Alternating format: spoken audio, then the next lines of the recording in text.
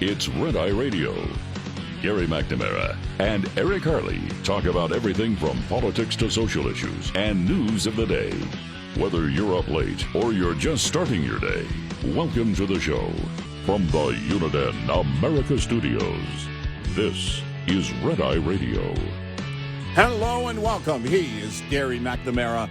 I'm Eric Harley as we begin a Tuesday. Gary, what is happening? Well, a lot. Yeah. Quite a bit. Ceasefire is over. Has Trump said anything about it? Somebody posted yesterday. They said, okay, the ceasefire is over. Israel's back in there. And they had quoted this a couple of hours ago, and I woke up. Let me just see if Trump has said anything on Truth Social on it. I just thought about that now as we went in to the break. Okay. No, I don't see anything. And the question is, why wouldn't Trump comment on it? And one of the answers I would give was because he said, Israel, if they break the ceasefire, Israel can do, it's up to Israel to do what they wish to do. But you would expect a Trump comment with that happening again. And I'm going through here. No. 6 hours ago, speaking to Putin. Mm-hmm. So nothing, the Hunter Biden thing. Yeah, I don't see it anywhere. No, I didn't see anything on that. I did see this push notification from CNN, something to the extent of Israel carries out strikes in Gaza in what could be the end of a fragile ceasefire. And I'm like, oh, wait a minute. It's clearly the end. What could be, what might be, mostly peaceful ceasefire. I mean, it's like, do you guys know what you're covering? I really do wonder about the capabilities of people in the newsrooms now, because they've gotten rid of so many people. Well, one of the things that got me yesterday, it's obvious, the whole thing about the district court judge. And the criminal gang members from Venezuela. Mm-hmm. Obviously, Trump wants all these things to go to the Supreme Court. That's what he wants. Yep. He's trying to get it to go to the courts. There's been really some interesting. I read Andrew McCarthy's, column in National Review. You got to pay attention to the courts. You got to pay attention to the courts. You and I have been around long enough to understand that the courts have become, I'll say it, weaponized. Mm-hmm. Oh, yeah. That you have, and looking, John Fund had a great column. I don't know if you saw it, about the history of district court judges, and said in the first century and a half of this country, you didn't see any of this. Right. District court judges did not put nationwide injunctions in. Right. That isn't their role, and pointed out that this really started happening in the Reagan administration. It doesn't happen when a Democrat's in power, but you have these district judges come in with these wide-ranging nationwide injunctions that they actually don't have jurisdiction over. Right. And you have had Supreme Court justices. It said here it is. Justice Sam Alito recently called it, judicial overreach. Yeah. A practice that has damaged the rule of law. He asked, does a single district court judge who likely lacks jurisdiction have the unchecked power to compel the government of the United States? The answer to that question should be an emphatic no. That's Alito. Clarence Thomas has noted that the nationwide injunctions have little foundation in our history and were rare until the Reagan administration. Notre Dame law professor Samuel Bray concluded, there seems to have been no national injunctions against federal defendants for at least the first century and a half of the United States. Mm-hmm. The practice grew hand in hand with the political polarization of the country over the past 40 years. Left behind is the traditional and limited role of the courts to resolve disputes between specific parties, not to govern using broad legislative-like decrees. And that's a great point. The effort to throw a judicial monkey wrench into every one of Trump's administration efforts has become a well-thought-out strategy On the left, Democratic attorney generals and a group of 400 progressive groups called Democracy Forward have joined forces to throw up hurdles to Trump agenda. Democracy Forward President Sky Perryman boasts the early wins that we've seen so far are just the beginning of a coordinated legal strategy. If the Supreme Court doesn't curb nationwide injunctions against executive action, Congress could step in. At the minimum, it must restrict the ability of aggrieved groups to forum shop for a sympathetic judge. Mm-hmm. A possible solution, therefore, would be to Congress require that any nationwide injunction issued against the executive branch be approved by a panel of at least 3 district court judges rather than a single judge. Such cases should be immediately appealable to the Supreme Court, limiting the time that they linger unresolved. I think that's a great point.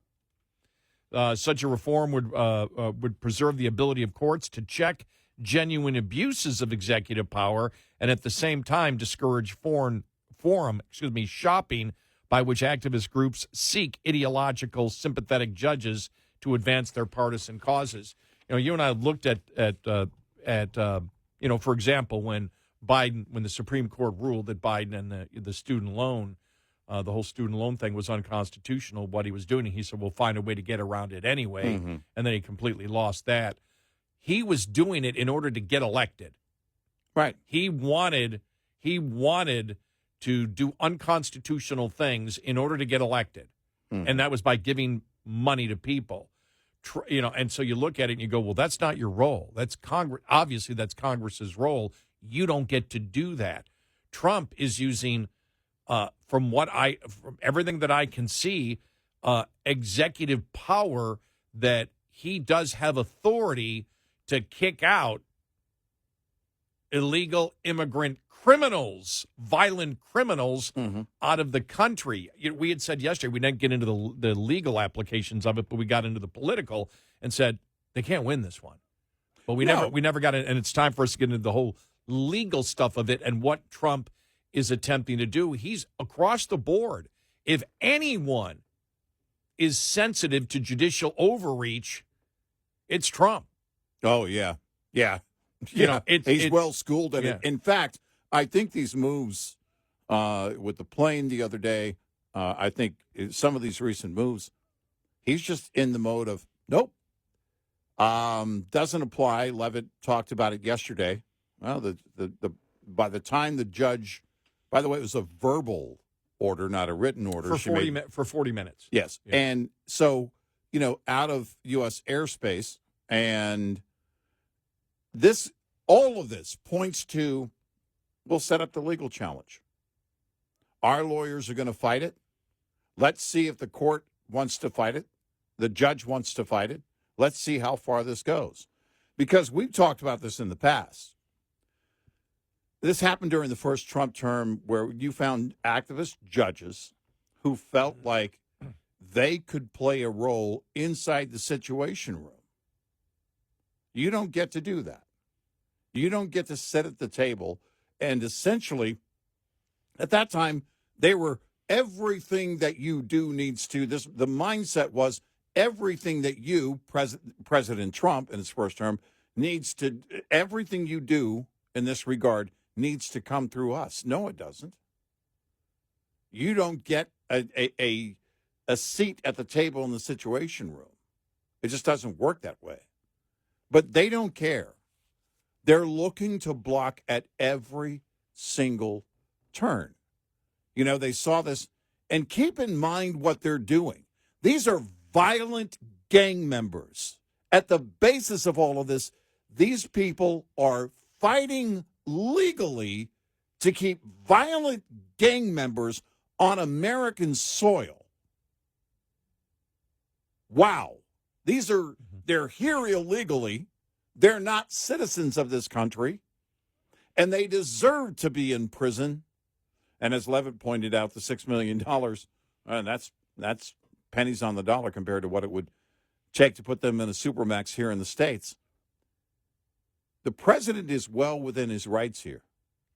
The only thing that I'm questioning, and I don't know yet because we don't know the full scope of actually what happened in this case. Number one, if it was a appeals court that came out and said the plane must come back, I don't know if being out of U.S. airspace has anything to do with the jurisdiction of a legitimate federal court. I don't know. That's one thing. And the other thing is, are they admitting that they're now not doing it, which means now they're agreeing with the judge's order? Those are the two things that could be a weak legal link for the administration. Those are the questions that I would have. If they're now saying, oh, we're not doing it, we're abiding by the court, well, then they're saying you weren't abiding by the court, and your excuse and your legal excuse is that they were already out of U.S. airspace, which, again, I don't know if being out of U.S. airspace, again, is a legal excuse to not, if it was a legit federal order. I don't think the district court has the ability to do that. My point is, if they aren't sending them now because of this order, is that a weak link in their defense? Well, because if the court has jurisdiction over the administration, and administration has jurisdiction over that plane until it lands on foreign soil, then the court would be able to turn that plane around with a court order. But that's the question. Do they? Well, and I don't, and again, a district judge having that ability to do so, again, that was never the precedent that was set up. Now, as we know, Democrats want activist judges. They want judges that don't care about the law, that will just do anything that they and we've seen it. We've seen it in action many times before, and we've discussed it many times before. The specifics on it. Remember when the Obama administration, put out the list of suggested countries where terrorism was happening, and so we were going to limit immigration from those countries at that point, and you had district judges do the exact same thing. And it was like, remember, that was the Muslim ban. He goes, Muslim ban. This is a ban. All the countries that I want to keep from coming into the United States. It's because of terrorism, and we got the list. The analysis was done by the Obama administration, if you remember that. You have no business in this. No, yeah, exactly what I was alluding to earlier. That travel ban was basically, if you expand that out, the mindset of that, the way the judges handled all of that, was that we get to sit here and decide you have to pass everything through us. It doesn't work that way. Well, let's give the example of, there it is. The planes are in the air. Now, we didn't know until afterwards, but the planes are in the air to go hit the Houthis, and a district judge says you need to pull those planes back because it's illegal what you're doing. Right. Does the administration have to pay attention to that order from a district judge? Right. Because if you're, and the question would be on the, being out of U.S. airspace, all right, is that now because the president can take action outside of U.S. territory? Can the courts? And, that's what it goes back to.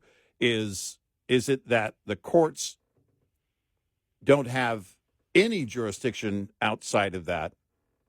If that's, again, if you're going to, say, okay, we're outside of that airspace, we're now basically in foreign airspace or in international airspace.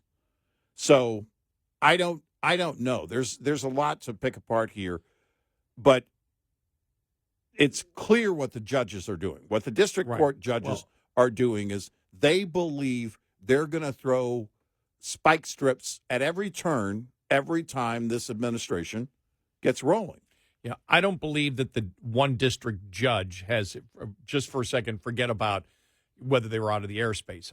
I don't believe a district judge, through the precedent that we have seen from the beginning, where really no law has changed to give the district judge that ability, that, they've been overturned on it. And by the way, the judge is not going to be impeached. All right, stop that. That's not going to happen. Impeachment is for if you commit bribery or whatever. So that's not going to happen to this judge. But I don't believe that district judge has the ability to stop Trump from deporting criminal illegal immigrants, even if, irrespective of whether they were out of U.S. airspace or not. District courts, no. Right. I don't believe so either. Right. Yeah. I just don't believe they, Yeah. they have it. But this is something where, Congress needs to do something. Out. I was reading too how much. I know it's off the topic. How much the Inflation Reduction Act is going to cost. And how much it's going to cost the American public. And I'm like, well, reverse it. Yeah. You can do it with 51 votes. Or 51 votes. Do it. Right. Get rid of it. I mean, and the same thing here. Congress, get together. Yep. And say again, you can use this in order to get through the filibuster of the Senate, because what you're saying is you're saying it's okay for a district judge to keep Trump from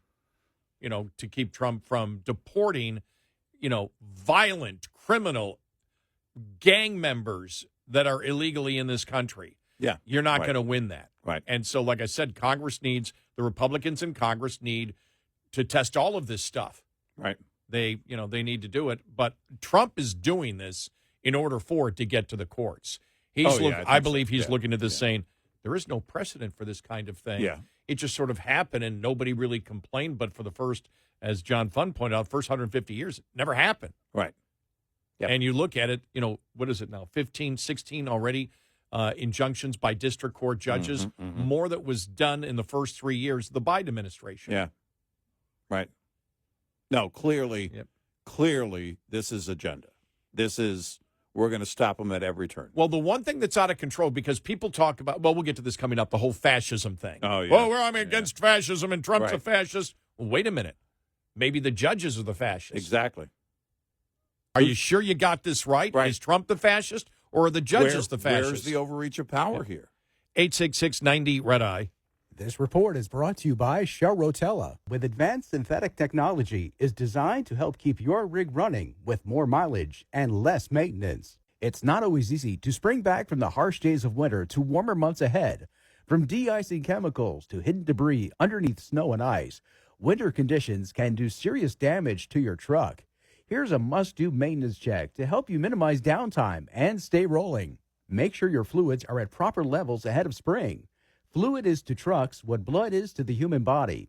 Low fluid can be just as harmful as no fluid, and the damage this will cause to your truck is unavoidable. Pay attention to your engine oil, coolant levels, power steering fluid, transmission fluid, brake fluid, and differential fluid. We'll be right back with more Red Eye Radio with Eric Harley and Gary McNamara.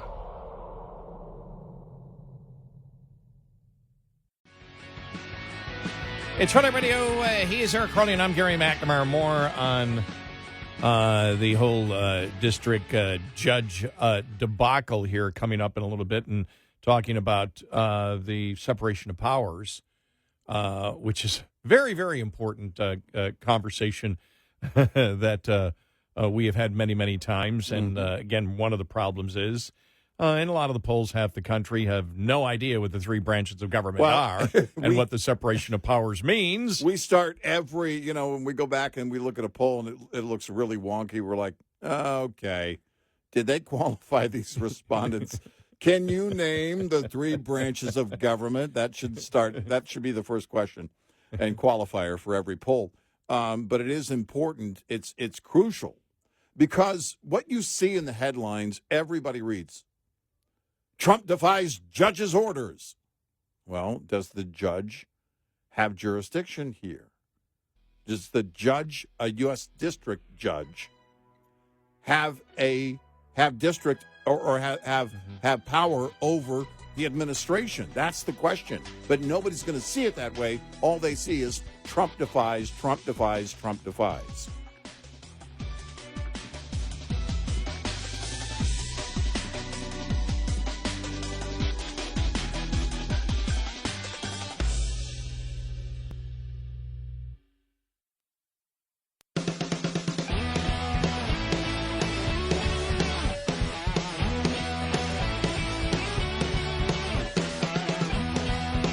Catch all 5 hours of the show live every night on the Red Eye Radio app. Available in the App Store.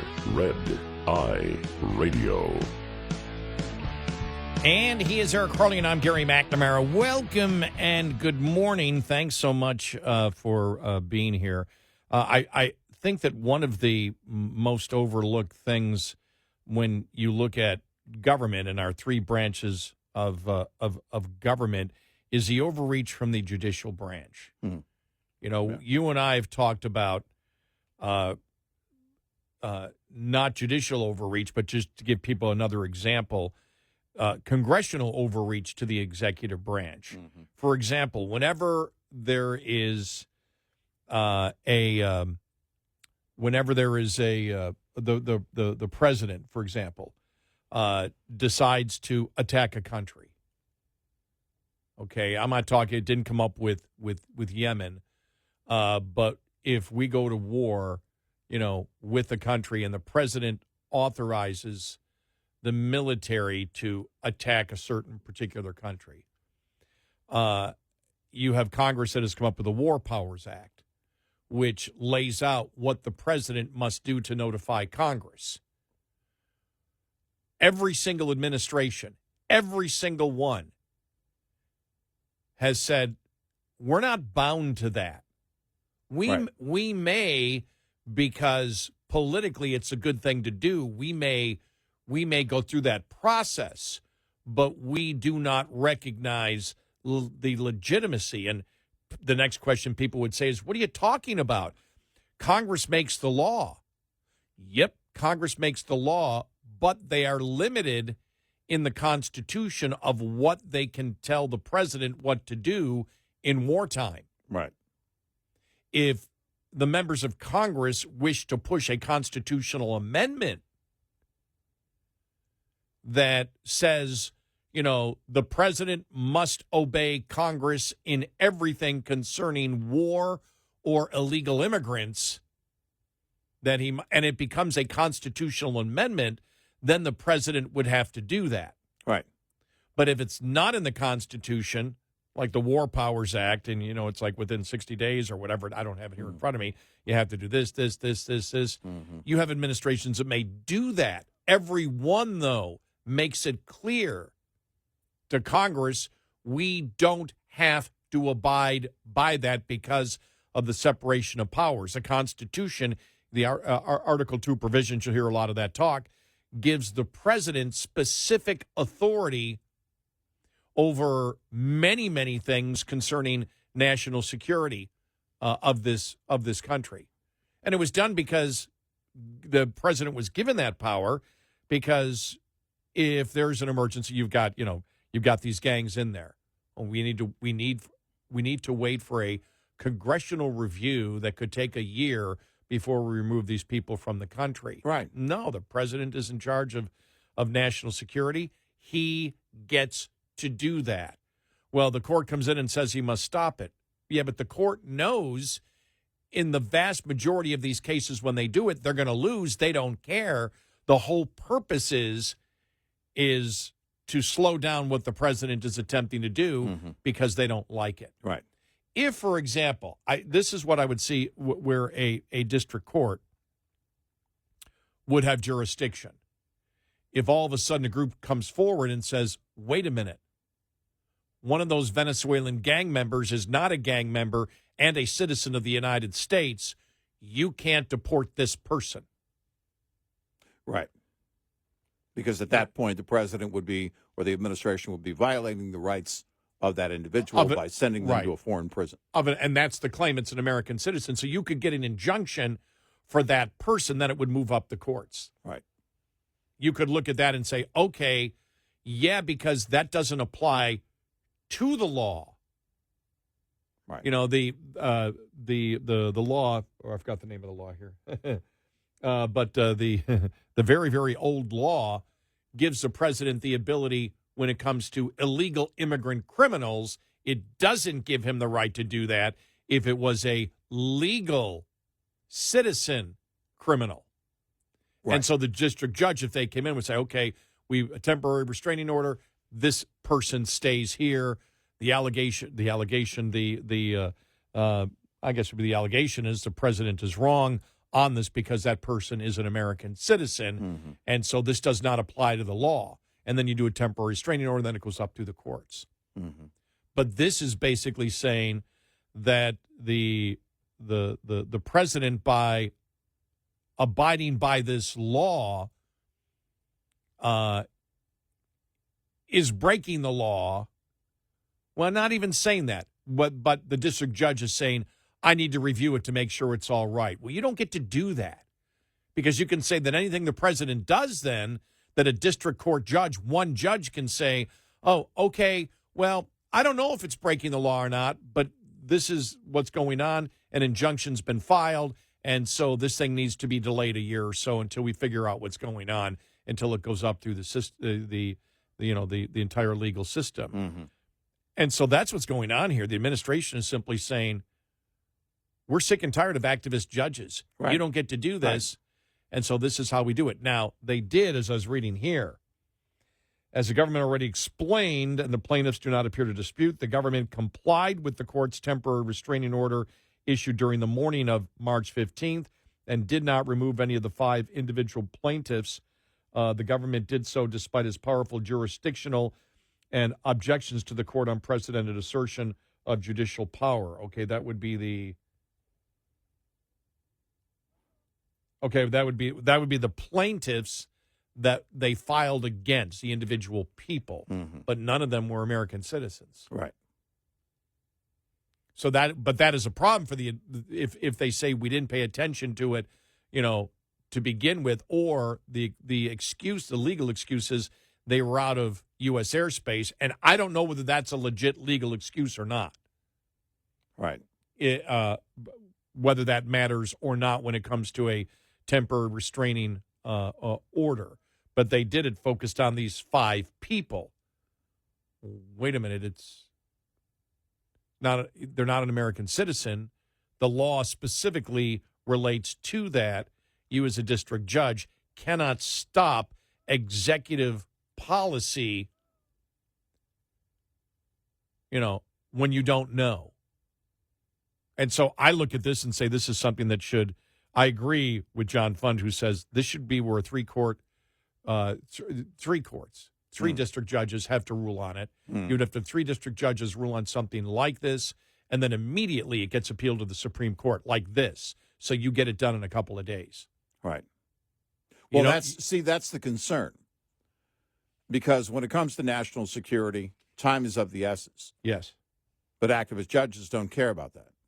No. They don't care about the security of the American people. That's not their concern. We want to blah, blah, blah, blah, abide by the law, blah, blah, blah, blah, blah, Constitution, blah, blah, blah. Well, the fact of the matter is you have limited powers when it comes to the executive branch. And the executive branch wants to test all of those. And this should go all the way to the top. This is, I think this has been the play from the beginning with the Trump administration on many levels. Not just this case, but on many levels. All right, let's take it straight to the top, all the way to the Supreme Court. And if you want to find out, let's find out. It's insane here because we talked about it. We warned you that the left is not done. They're going to use every piece of ammunition they have against the current administration. They're going to go after Trump at every turn. And they're working at record speed on this level. You've got these district court judges that they're not even legislating from the bench. They're executive powering from the bench. And it's extremely dangerous. And they don't care. It's just like we talked about with Mershon in the Mershon case. Mershon knows this is likely to not go his way. He didn't care. Yeah, he didn't care. It was all about blocking the election. And in this case, district court judge after district court judge, all we have to do is block the agenda of the Trump administration. Get in the way at every turn, and it will be a different one every time. How many did you say we're up to? 16 now? 15 or 16. So this is... Which is more than you had in the first 3 years of the Biden administration. Of the Biden administration, because those activists are okay with what Biden is doing. Oh, my gosh. Think about all the weaponization. We've seen the weaponization of the DOJ. We're seeing the weaponization of the courts. This is the way the left is going to behave. They're not done. They won't be done anytime in our lifetime. They won't. They won't quit. And they don't care because they know the headlines play out politically, that Trump gets the negative headlines. So for those who want to be willfully ignorant, they read, Trump defies judge's order. And that, again, brings on the whole fascism thing. Well, as you mentioned, let's bring up that question. Who's being the fascist here? Is it the judge or the president? Yeah. And we've talked about judicial overreach many times. And that's the one thing, you hear a lot. Okay, did Congress overstep their bounds of the Constitution? Did the president overstep, their bounds constantly? Mm-hmm. You don't hear as much acknowledgement that the judicial rot does exist, where there are, and the majority of them are liberal judges that don't care about the law.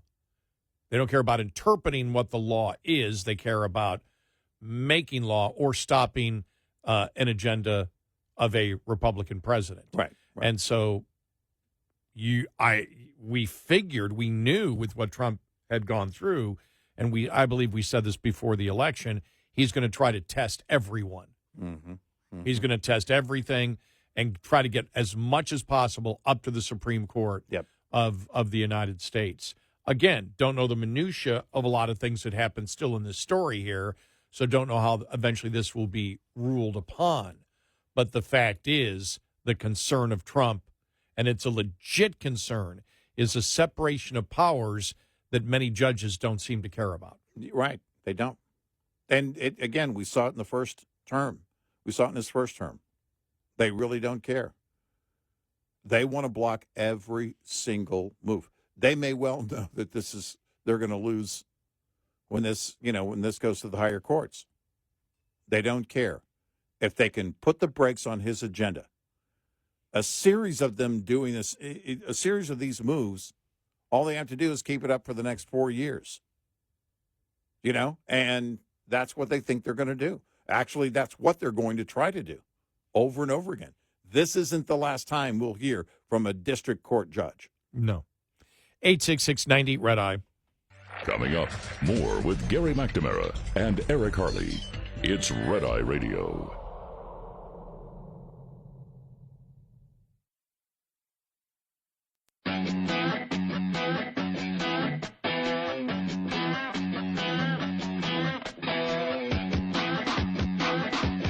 It's Red Eye Radio. He's Eric Harley, and I'm Gary McNamara. Welcome and good morning. Coming up, you see that poll that showed that AOC most represents the values and the issues of the Democratic Party. I saw that Scott Jennings came up with not bracketology for basketball season, but his wokeatology bracket. What we need, with apologies to Joe Lenardi, a wokeatology bracket. Oh, Lord. To assess the most unhinged Democrats trying to take over the Democratic Party right now. I've got my number one seeds. We got Jasmine Crockett, we got AOC, we got Ilhan Omar. Now, the fourth one I'm undecided about. I'm tempted to give it to Chris Murphy because he's just really picked up his game in the last 2 to 3 weeks. But I really think we need a bracket to see which of these crazy Dems is going to ultimately take control of this party and bring its approval ratings from 29 to even lower depths. That's my hope for a term. I'm going to look. I think those woke Democrats would probably put you at number one on their brackets of Trump apologists. 100%. He's the number one seed. Topic here. We were laughing, and then you just. We can always count on Scott Jennings to bring it back. Who's going to win? Politics. Jasmine. I think it's very interesting. I wouldn't want to play her in the. I wouldn't want to play Chris Jasmine Murphy up there. That's interesting. It's hilarious right now what's going on inside the Democratic Party. We spent most of the day yesterday talking about the Democrats and how they're just melting right now. We'll continue that coming up because of the poll that was done that showed who most represents what the Democratic Party is. and who should be promoting what the Democratic Party is. And AOC came out in the number one top spot, and we want that. We absolutely want that. You know, you've heard the talk that, she's going to run for Senate, and she's going to defeat Chuck Shumer. Oh, she's going to become the leader of the Democratic Party. Oh, Eric and I both agree, right, Eric? Please make that happen. Please make that happen.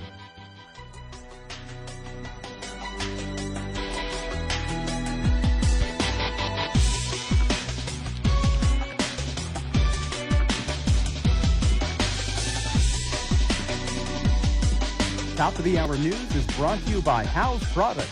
Visit houseproducts.com. This is Red Eye Radio on Westwood One.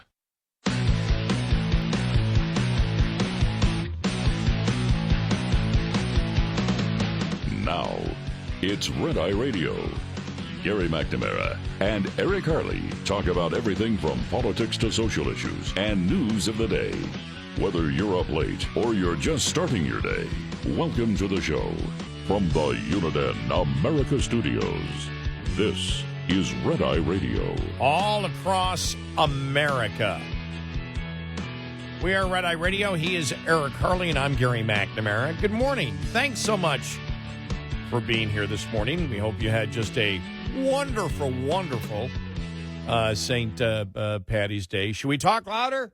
Are you awake? Did you drink too much? We're here.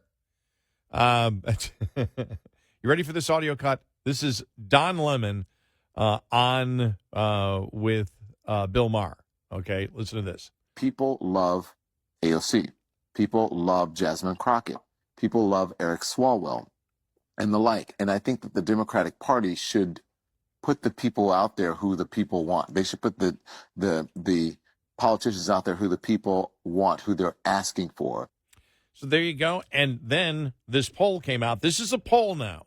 Understand, this is a poll of Democrats and Democrat-leaning independents. So understand, this is not a poll that Republicans had anything to do with.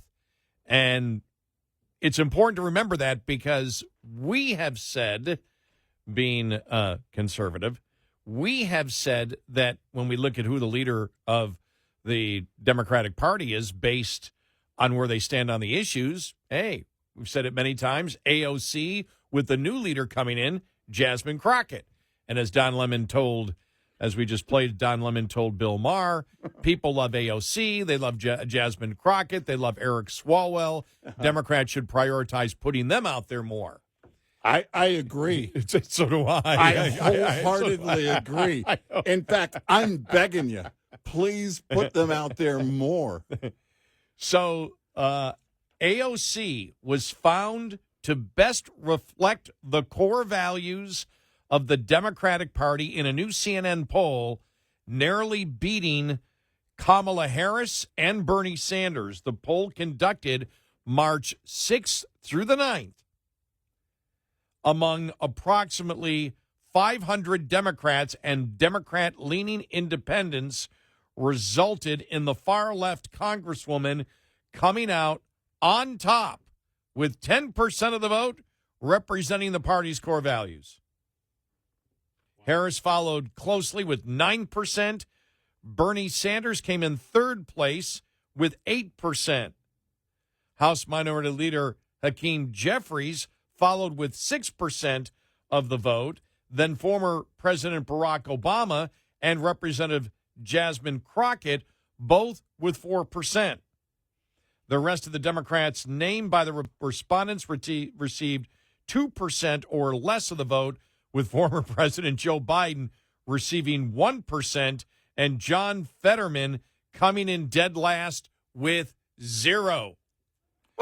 So when you look at it, all or not on the list. If you get 0.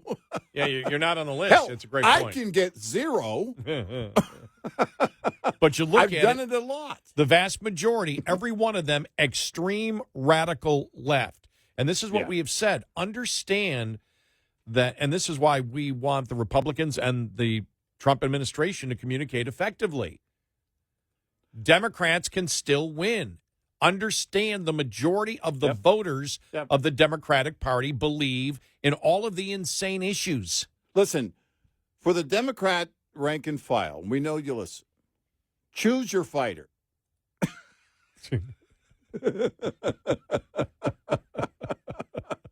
And please make it AOC, Crockett, Swalwell, any of them, or all of them. Yeah.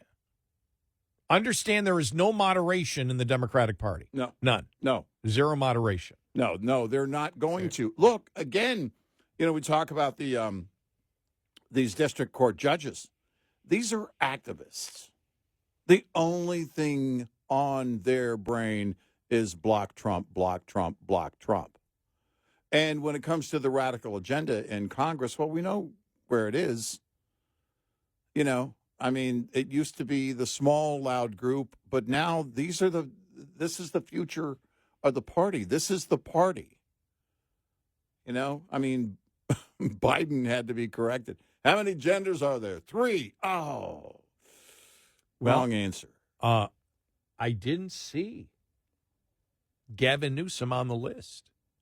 Well, he's busy doing a podcast, Over 30% of the respondents did not offer one name in response. One person answered, no one, that's the problem. But the vast majority of Democrats still are as radical as can be. And, you mentioned Gavin Newsom's podcast. Mm-hmm. This story came out. California 120 polling surveyed 1,000 California voters specifically about Newsom's podcast. Overall, the numbers were not good. Only 24% of those surveyed in California said the podcast helped them see Newsom as more moderate, while 17% said it made them less likely to see him as a moderate, and a majority, 59%, said it made no difference. Only 13% of those surveyed said the podcast improved their perception of Newsom, while 26% said it harmed their perception. That's negative 13 points on the question. A majority of the 58% said nothing changed in their perception of Gavin Newsom. What I'm wondering is, do they ask people that watch the podcast? And Have of the you people seen the podcast? Well, and the people that watch the podcast, were the majority of them conservative to see what it's like? Because are Democrats actually paying attention to this stuff right now? Or are Democrats just burying their head because they just can't deal with it all? Well, I think there's a lot going on. I don't know. The radical agenda requires them to lie, to break all the rules, to circumvent the system completely. If they don't win, they want to do away with the Electoral College, unless Canada becomes the 51st state. And they want to basically, undo the Constitution. We talked about this. The First Amendment blocks our agenda, all of these things.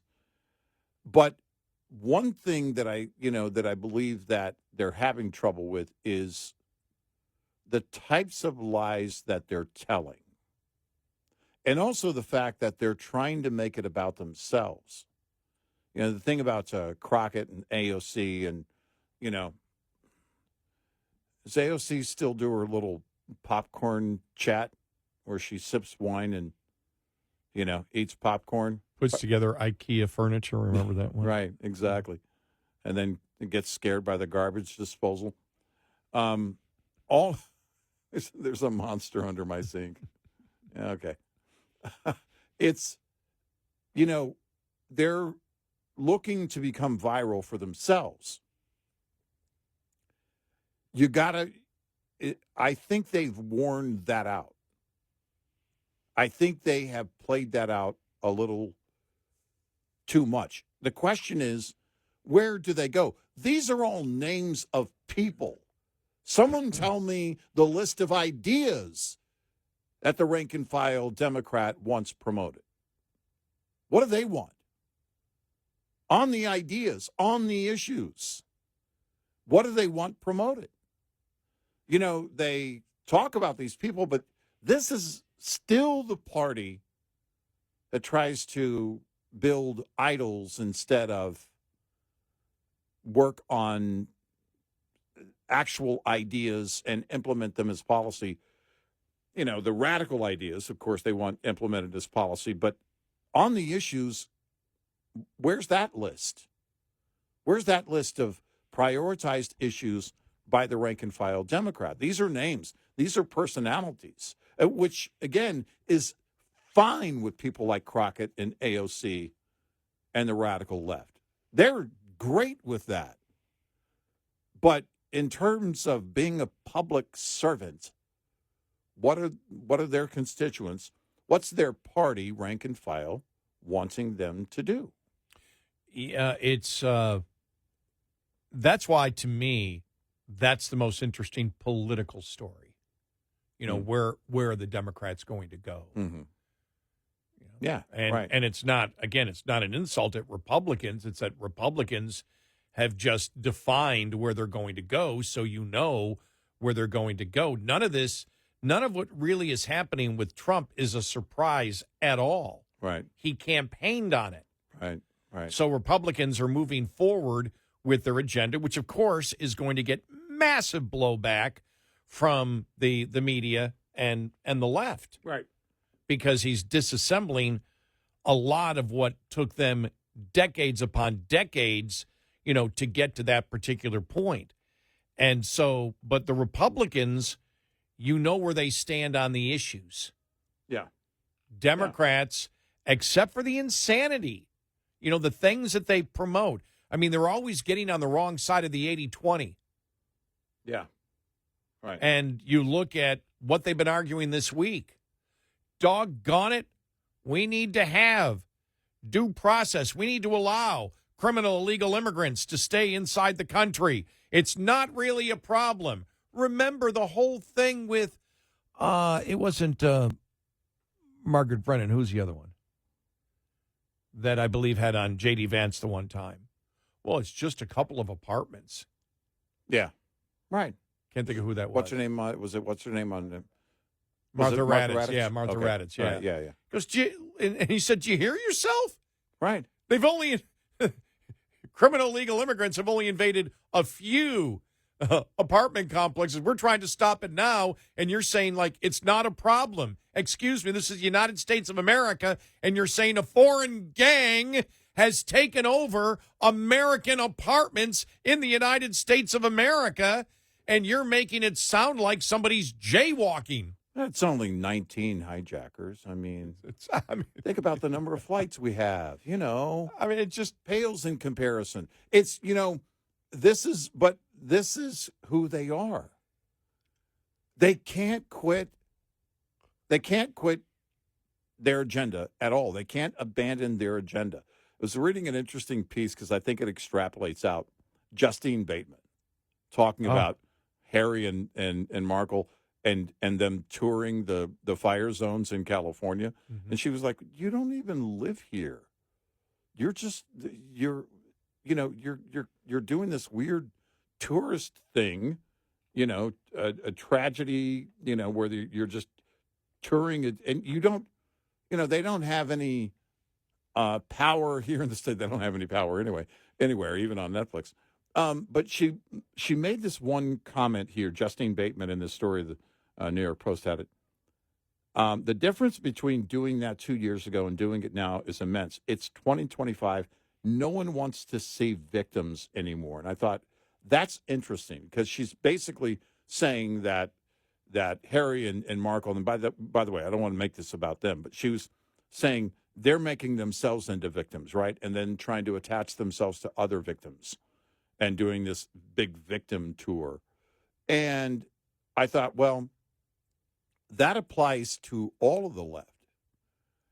I don't know that the whole victim thing works anymore for the left, because the left has gone to no end.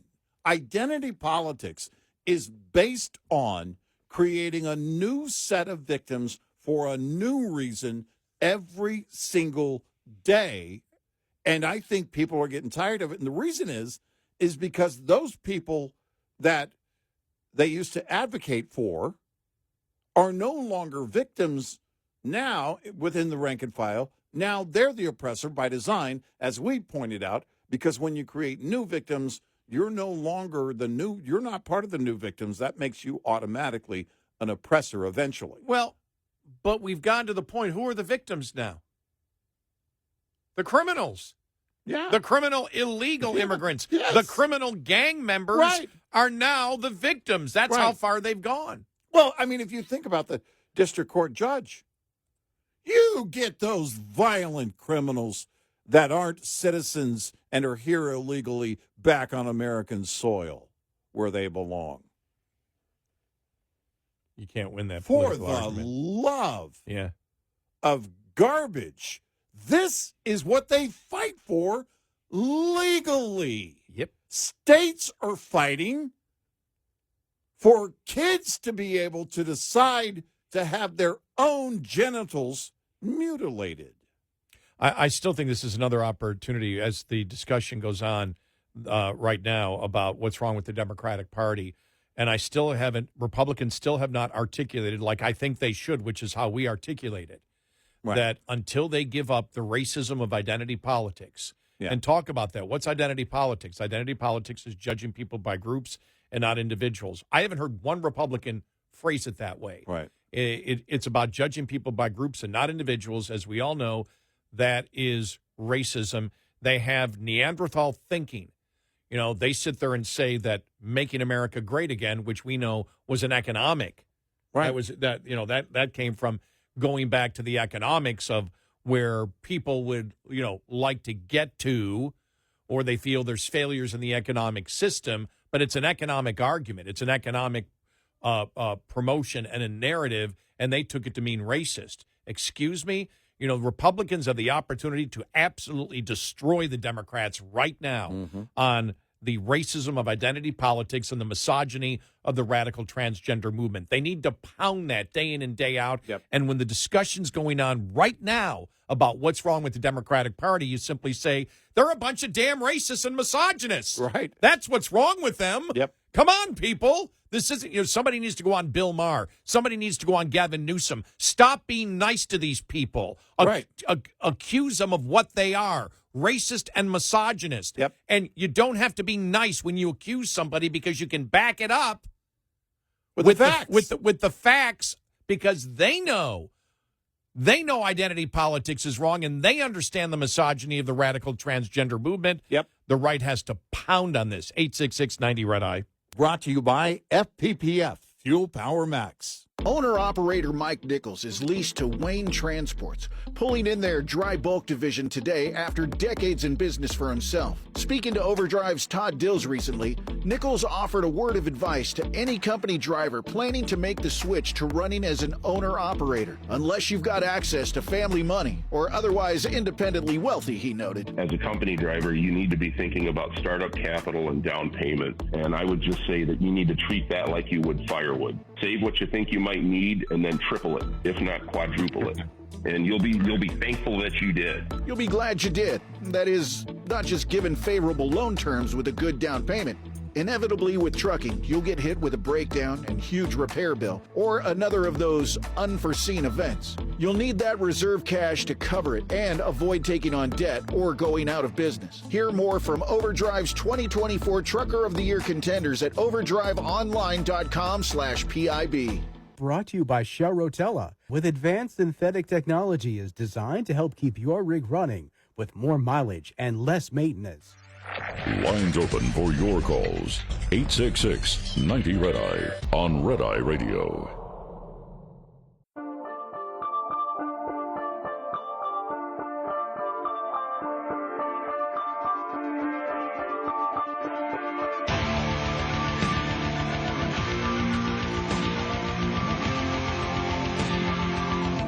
It's Friday Radio. He is Eric Harley, and I'm Gary McNamara. Welcome and good morning. Thanks so much for being here this morning. Well, here we go. Will Russia agree to a ceasefire? So far, they've agreed to nothing. Right. We'll see what happens tomorrow when he's supposed to meet. Is meet or talk to him? I think it's. I heard talk with him, but I assume that was a meeting. I don't know about again. Well, it would be a meeting whether you're on phone or whatever. Right. I assumed that it was. It. When I heard talk, I assumed it was a conversation over the phone and not in person. Yeah. But we'll see.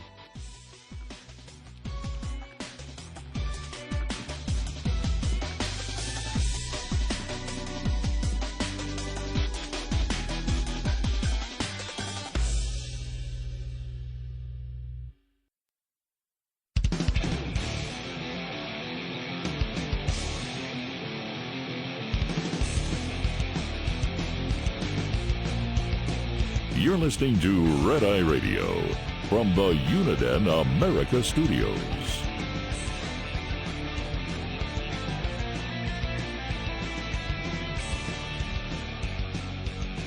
It's Red Eye Radio. He's Eric Harley, and I'm Gary McNamara. The audio cut of the day was this from yesterday.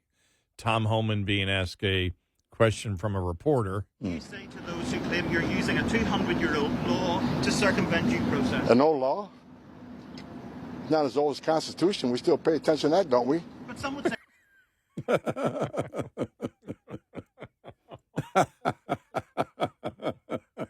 Is it me? That's what I expected from him next. I mean, is it me? He just turned around and walked away. I loved it. CNN analyst Paul Begala, it brings back, good memories. I talked yesterday about how St. Patrick's Day of 2000 was when I agreed to come to Dallas and work for our great affiliate, WBAP. Mm-hmm. And that's when I agreed to do it. I didn't come until May. And one of the first things that I covered as a talk show host was the Philadelphia Convention, the Republican Philadelphia Convention in July of 2000. I said Republican National Convention. Mm-hmm. And that's when I interviewed Paul Begala. I'll never forget, he had no idea how the school lunch program worked. None. He had no idea. Yeah. Never forget that. But CNN analyst Paul Begala said Monday on CNN's The Lead that Democrats were furious at Chuck Shumer for voting to pass the Republican-led continuing resolution instead of fighting the D-bags, Elon Musk and Doge. Begala said, I've never seen a party this angry at its leader. It's incandescent. It's hard for me to describe. They're furious, and here's why. He had something very valuable. He had voted to pass a continuing resolution that Republicans could not do without them, and he traded them away for nothing. He continued, I want the government to stay open. Most Democrats do. The funding level is actually not at all that bad. There are some terrible stuff in there that they added to it, but when I came to them a month ago, seriously, this was strategic as well as tactical. Tactical was bad to cave without compromise. Strategically, he should have come to his party a month ago and said, here are our principles. They got to figure them out. Yeah. Begala added, actually, for me, it would be a crackdown on the D-bags that are working with Mr. Musk in destroying our Constitution, which, of course, is ridiculous. They're still doing the same thing, that he's an unelected. We went through it already. Mm-hmm. It doesn't matter. You can talk to them. They won't even change their argument when it's a losing argument. No, and they say they float things out there and don't tell you why that they're making the claim. It's unconstitutional. And they do it over and over again, but they don't. This is the side that never needs, and they feel like they never need justification. They don't need to demonstrate why they, whatever claim it is. They don't need to back it up with anything. Why back it up when you can lie? It's an elementary school argument that they're having because it's very simple. The president was elected. The president can appoint advisors. Mm-hmm. End of story. Yep. And there's not, and it's like you can tell it to them, doesn't destroy the Constitution. No, here's how it works. Constitution works this way. Yep. And you can tell them again, the president was elected. Right. The president gets to appoint people to do certain things that he, as the head of the executive branch, has power. He can appoint people. How stupid do you have to be not to understand that when you're side to the exact same thing? Remember when Obama appointed, what's his name, from Harold and Kumar, go to White Castle, as the Hollywood liaison? And I thought, that is right out of the leftist playbook. Well, Trump did it. You know, well, of course, but it's it's Sylvester Stallone. Yeah. Who else is in it? I forgot who else. There's two other people in it. But Trump did it as a matter of, okay, Obama wants to do this. Let's find some more conservative people or people that lean right. I don't know if I'd call Stallone a conservative, but people that lean right to do this. That was an answer to what Obama did. Obama thought he was actually going to change Hollywood. Obama only wanted to be Hollywood. You know, and there's the thing, too. Trump was actually a celebrity. They all govern as if they're celebrities in that moment. There's some of that with Trump, but they really don't take the job seriously at all. It's legendary, Obama's approach to being president. He didn't like the gig. He didn't like the job at all. He didn't want to meet with anybody.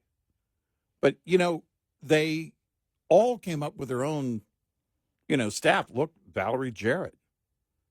You had a number of advisors. Every president has a whole team of advisors put in place.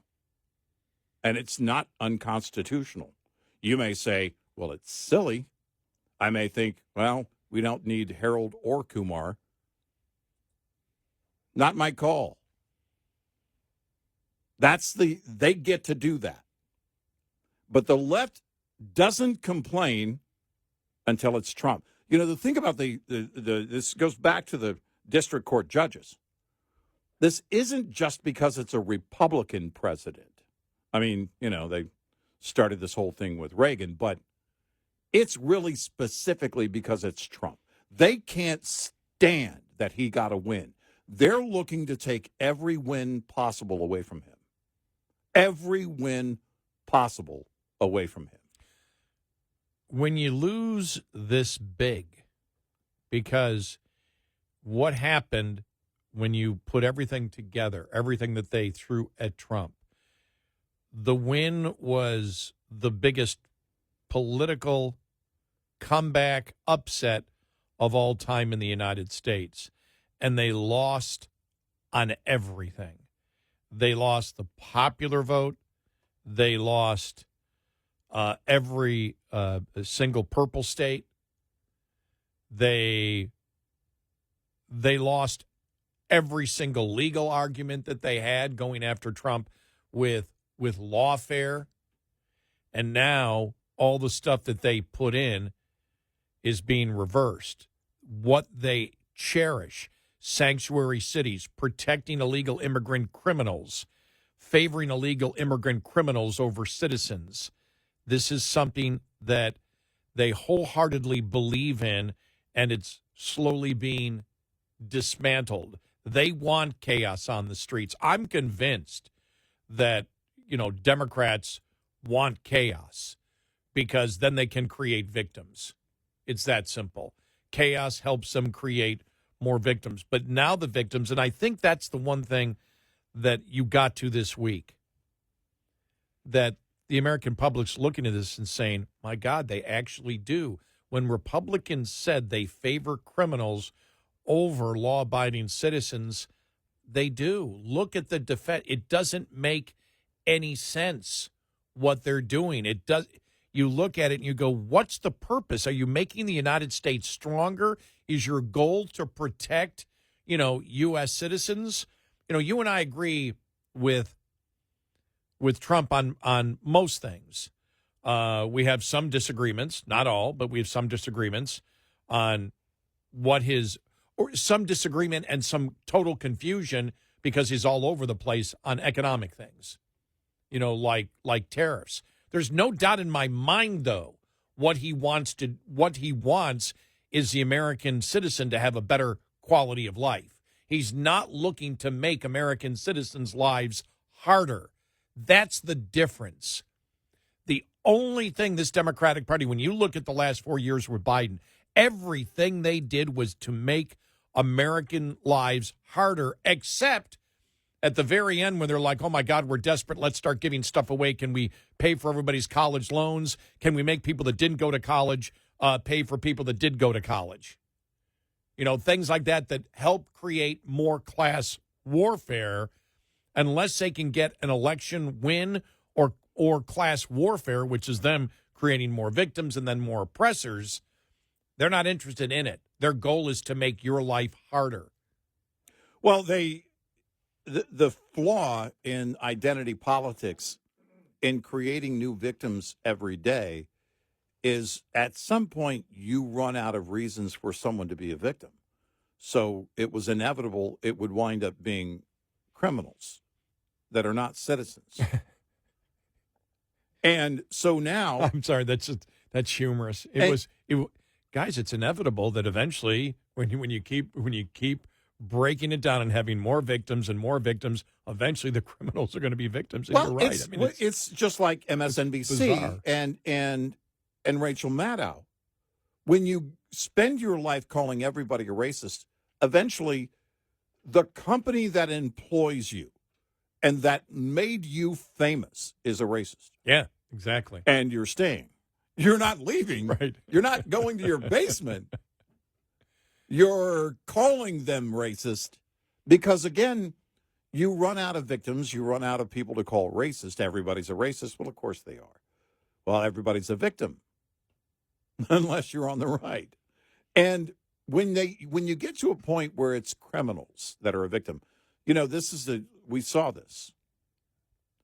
Luigi Mangione. Now, here's the guy suspected of killing a healthcare CEO. And he's being treated as a hero. And even before they knew who it was, the left was cheering the cold-blooded murder of an innocent man. And then AOC, these aren't just somebody on TikTok. This is a lawmaker, somebody who helps create laws, who said, well, when people have claims denied in health care, that's violence. Then they consider that to be an act of violence. Mm-hmm. This is how radical they are.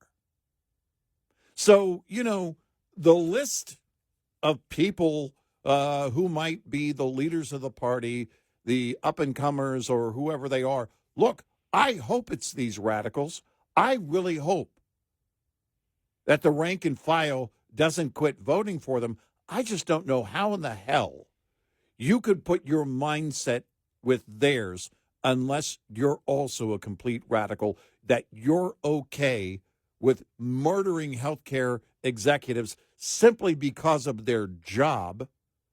You're okay with violent gang members staying in the U.S. and judges fighting in their defense to keep them here.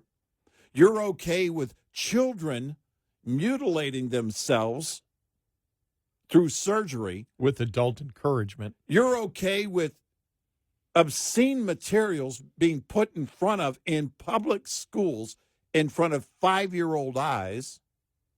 You're okay with all that. That's the only thing. If you're voting for them, you're as radical or more radical than they are. I think because you give them the power. And the polling is showing that. Yep. When you look at who best represents the Democratic Party from Democrats. Yep. What gets you over 50%, every single person is as radical as you can get. Yep. Doing everything in their power to make American lives harder. It's just mind-boggling, and it keeps going in that direction. Yep. The more they lose, even after they lose, it's like they're gaining power in that regard, gaining credibility of being a radical. 866-98 Red Eye. Get in touch with Red Eye Radio, toll free at 866-90 Red Eye.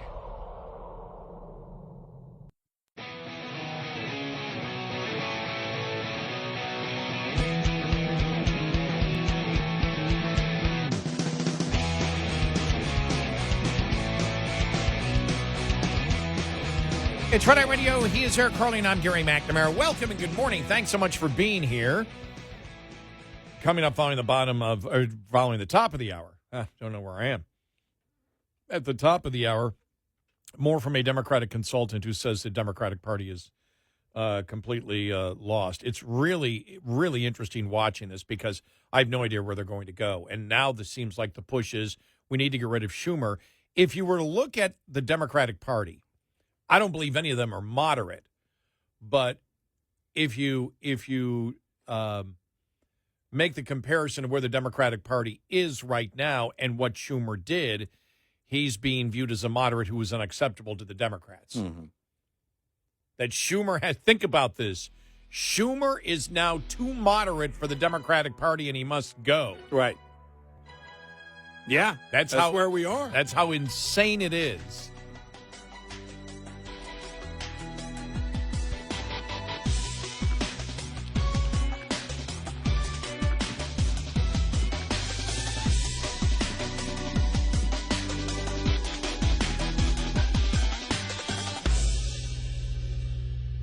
This is Red Eye Radio on Westwood One.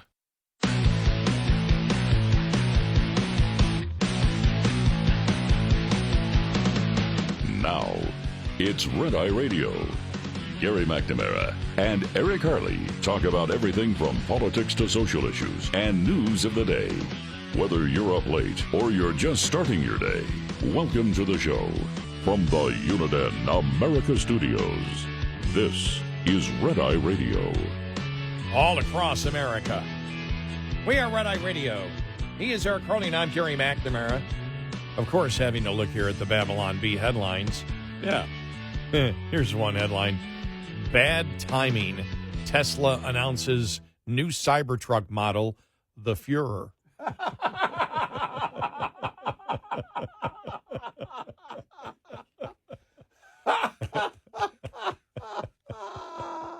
Great. Und step on it. Yeah. And then this one, the lead headline. Yeah. Federal judge orders astronauts be returned to space station. They'll be back. That's perfect. They'll be back tomorrow afternoon. Yeah, right around 6 p.m. Eastern is when they're scheduled to be back. Splashdown. They're off of Florida. So that'll be good. You know what I thought was interesting? I read this, was an op-ed piece in the Wall Street Journal yesterday that, how Trump's talking about the reciprocal tariffs and how they want to drop, like if you drop your tariff, we'll drop ours. Yeah. Trump can drop anything that he has initiated. For example, if he puts a reciprocal tariff on there. Right. If he raises it, then he can lower it. But if there's a set standard right now that the United States has with another country, Trump can't lower it. It's got to go to Congress. So Trump can't lower. He can't sit there. I didn't know that. I mean, it's like, well, what really? about if it's from his first term? I Could think he lower one from his first term? Well, it wouldn't have been in it. This is his emergency. If Biden kept it on and Trump initially did it, probably he could. Yeah. All right.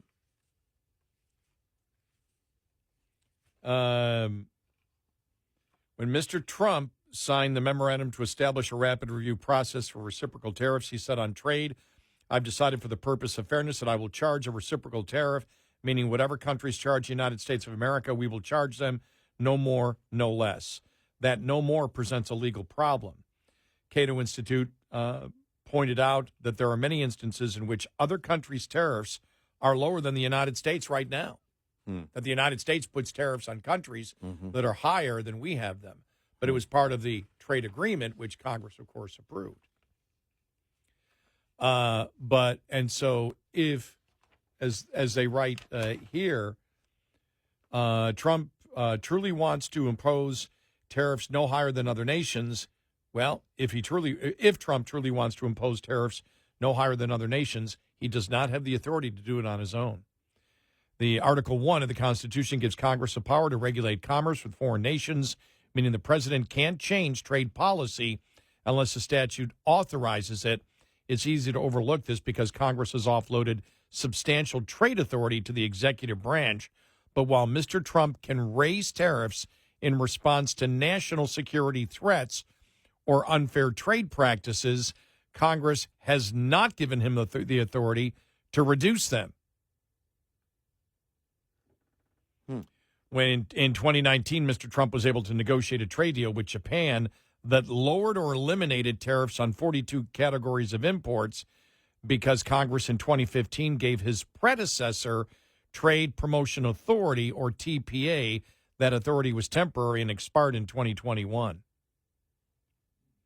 The practice of delegating to the president the power to lower tariffs traces to the disastrous Smoot-Hawley Tariff Act of 1930 under Smoot-Hawley. And if you watched, what was the movie again? Bueller. If you watched the Bueller movie. Yeah, Ferris Bueller's Day Off. You know what we're talking about. Under Smoot-Hawley, log-rolling members of Congress combined to set stifling tariff levels that led to retaliatory tariffs that worsened the Great Depression. After that debacle, Congress did not trust itself to be able to reduce tariffs. Lawmakers passed the buck to the president. As trade historian Doug Irwin has put it, they chose to divert political pressure away from the relatively sympathetic Congress towards a less sympathetic executive branch. The Reciprocal Trade Agreements Act of 1934 allowed the president to negotiate trade agreements and raise or lower tariffs by up to 50% without further congressional approval. As trade agreements grew more complex and included negotiations on non-tariff barriers such as subsidies and regulations, Congress wanted to reclaim some control. This led to the Trade Act of 74, which created Fast Track Authority, later renamed Trade Promotion Authority, allowing presidents to negotiate comprehensive trade deals that Congress would either approve or reject in an up or down vote. Because this represents a large delegation of congressional authority to the president, it always contains a sunset provision. Even with the reforms, that authority still allowed presidents to lower tariffs without congressional permission, as Trump did in his first term. But in 2019, that ended. Yeah.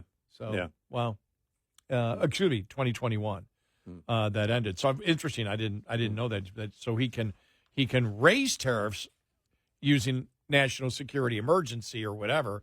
He can't lower them unless he's the one that raised them. Right. If he raised it, fine. He can lower back. But if he didn't do it, if it was part of a previous free trade agreement, he cannot lower. That's interesting, isn't it? The other thing is, and by the way, thanks for all of the, we've got lots of comments when we've talked about tariffs on the show. It's something that, we've talked about for the longest time. We've told you where we agree with the president. Everything that we've said about tariffs is factual. What I find interesting is the response we've gotten is people either agree with us or they disagree with us, but I'm 95% or more of people that disagree with us on tariffs have not articulated where they disagree with us on. I've gotten a ton of people that have said, you guys are clueless on it, and sent me somebody else talking about tariffs. I've gone through some of those. Some of the people, I don't know who they are. Some I do. And I'm like, okay, none of this makes any of the points that we're making. And I find that fascinating that people disagree with us but cannot articulate in their own words where we are wrong on the particular issue. Mm-hmm. Right. Yeah. And so because we've stated reciprocal tariffs, we can understand doing that if somebody is involved in unfair trade practices. Got into a discussion yesterday with someone who wrote to me and said, you said that USMCA was a failure. No, I never said that.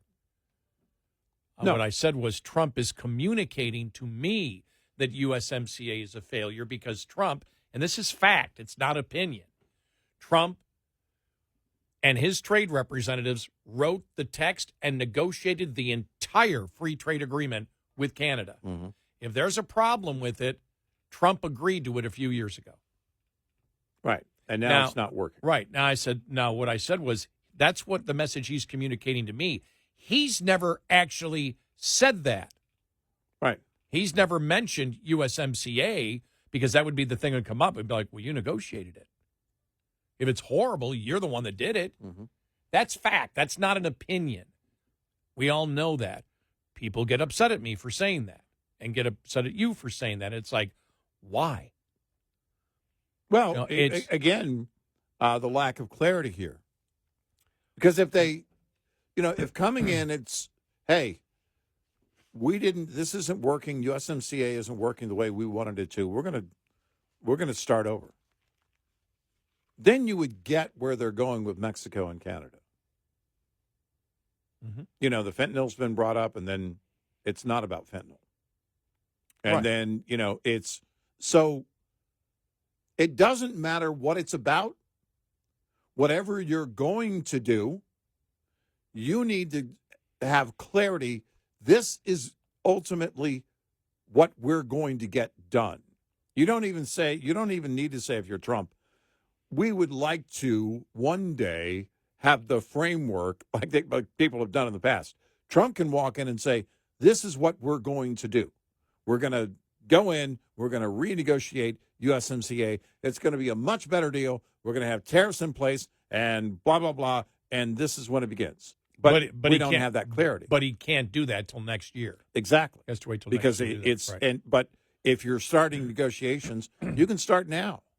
Right. And as we have stated, and it's fact, Trump always has talked about tariffs in the positive, that there's no negative, that there was nothing that was negative to that. Mm-hmm. And we had said, well, of course there is. Of course there is. When you increase the cost of doing business, somebody has to pay for it somehow. Mm-hmm. It's either going to be increased prices. And we talked about when they were campaigning and talking about the fact that it's not going to cause a massive inflation.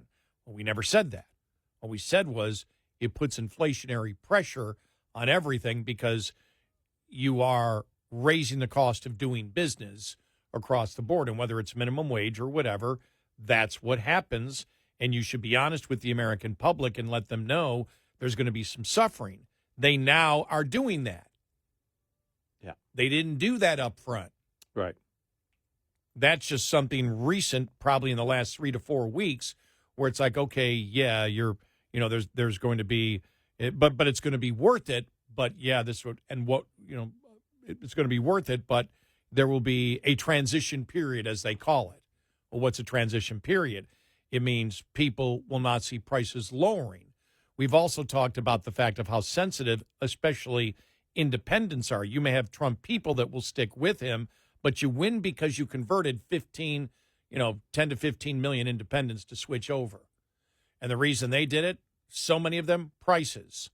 It was a warning we gave. You've got to be careful. You need to put pro-growth policies in there because you could have inflationary pressures that would make it where inflation doesn't come down as fast as you'd like, or it stays steady, or it goes up slightly, depending on how companies react, because companies will react in a number of ways. Either they'll lay off. When the cost goes up, they produce less of the product. And then also prices can increase. Will they increase like they did with the government printing money and putting way more cash than the marketplace could ever do back into people's pockets that caused the inflation that we saw. A lot of cash, which made a lot more demand and inventories that can't match it. Of course, you're going to get massive price increases at that point. And so anything that we have said is based on economic fact and observation of reality. And it's interesting, the name calling that comes with it without explanation. For example, when I said a couple weeks ago, I said, Navarro, he's an idiot. Well, he believes that you can tariff a nation to success. You can't. He believes you can replace the income tax with a tariff. You can't. You can't raise it high enough. We've also criticized the administration for lack of clarity, as you just pointed out. First, it was fentanyl, and then the president was asked, well, if they get rid of the fentanyl, do the tariffs go? No, the tariffs are going to stay. Now the message is reciprocal tariffs are going to be put in there, and we'll lower them when they lower them, which is a different message. Mm-hmm. To ask for clarity is not a bad thing. Right. And when people say, well, he's only negotiating to lower them, well, he says that sometimes, other times he doesn't. That is not a bad thing to ask for clarity from a president when it comes to something like that, economically speaking. But I find it fascinating how people have this reactionary opinion to it without being able to articulate what it's about, and their criticism of us are things that we have never said. Well, especially this term with Trump. The second term, he's been very clear on every other point. Yeah. And every surrogate, every member of the administration and staff, and all the surrogates have been very clear on every other point. On tariffs, there's a total lack of clarity. And that's what stands out. This term, very unlike the first term. And coming in, boom, boom, boom, boom, boom, things are getting done, and everything is gelled except on tariffs. That's the only, clarity, the lack of clarity stands out for that reason. Yeah. And, we'll see where it comes together. It was interesting watching Friday and Monday, the markets were up. On Friday, the headlines were, because there was no news or talk about tariffs, the market spiked. Actually, it's probably investors taking, opportunity here and buying into, the drop. But there is something to the lack of talk. If there are a few statements on tariffs, the market's like, okay, we can creep forward a little bit. And the talk really since Sunday has been reciprocal tariffs. They really haven't talked about anything else. Right. It's been, we're just going after and that isn't true. That's not only what they're going after, but it's what they focused on Sunday and Monday. And if that's changing, they also need to make that clear. Yeah. If they're saying, okay, look, this is where we're going to focus, this is what's most important, we'll focus on this first. And I haven't heard that yet. And the other thing we brought up is when they, the 51st state thing, which they seem to be dropping now, you notice that? Yeah. Yeah. I don't hear the 51st state as much. And we said, look, that's not an arguing point because not one Republican wants that. Not one. Right. Because as we've stated before, you're not going to be able to win the Electoral College for decades. You're going to have 2 more Democratic senators, and you would add roughly a net 40 to 45 plus Democratic House members. That's a legitimate point. And the other thing is when he hasn't talked about it in a few days yet, but that we can get rid of the income tax and pay for it with tariffs. You can't. Right. It's just you can't do that because then you're not going to lower reciprocal tariffs. In order to do that, in order to replace the personal income tax, you would need a 100% tariff on everything that comes into the country from every single country. Mm-hmm. That's not happening. 866-98-RED-EYE. We'll be right back with more Red Eye Radio with Eric Harley and Gary McNamara.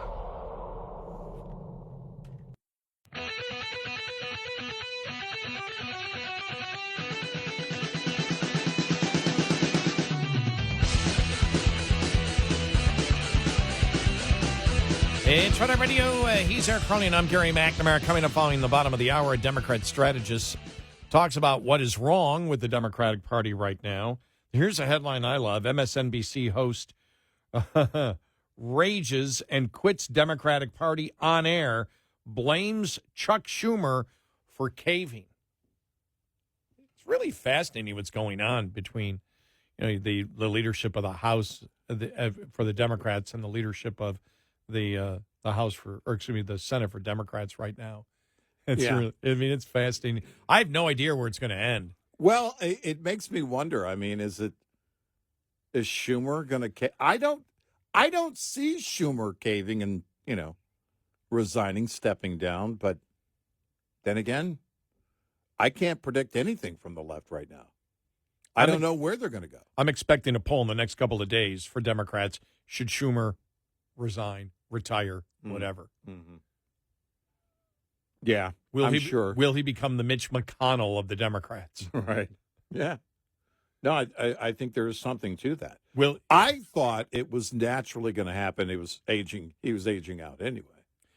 Chuck Schumer is now the oppressor of Democrats. True. He is. He's an oppressor. See, we've told you how it changes so quickly. It's going to come back around. Eventually, you're going to be the oppressor. Mm-hmm. So, yeah, it'll be interesting to see what happens.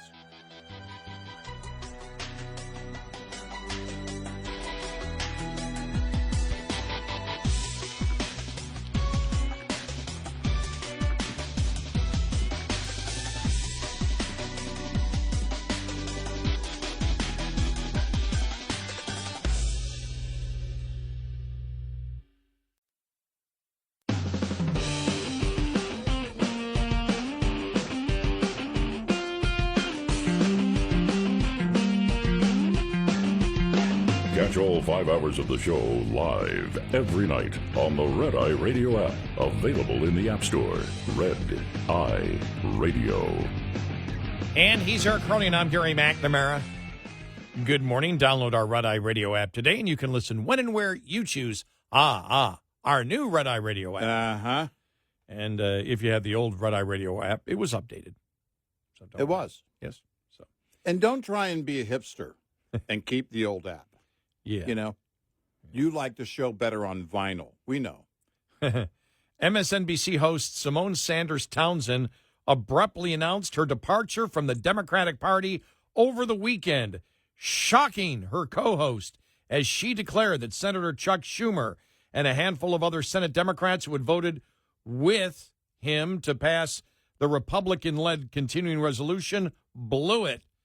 Townsend worked for a number of prominent Democrats and leftists prior to her stint on MSNBC, serving as press secretary for Bernie Sanders, and then as a senior advisor, first to former President Joe Biden, then to former Vice President Kamala Harris.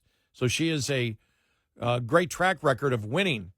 But she said that Schumer's move to avert a government shutdown was enough to finally drive her out. Wow. There's actually little that the Senate Minority Leader can say, and the 10 Democrats that voted with the Republicans can say to appease somebody like me. She said, complaining that Schumer and others had folded like a paper napkin when push came to shove. I'm about to change my registration to independent first and foremost. Now, see, I thought if she was going to join another political party, it wasn't going to be the Republicans, not Simone Sanders Townsend. I figured it would be the Communist Party or the Socialist Party or whatever. Because let's review here. It wasn't working for Kamala Harris that drove her out of the party. It was a continuing resolution. Of all the things. I know.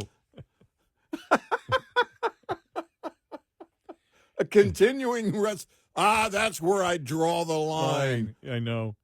She did reserve some praise for House Minority Leader Hakeem Jeffries and House Democrats who voted against the CR with only one exception.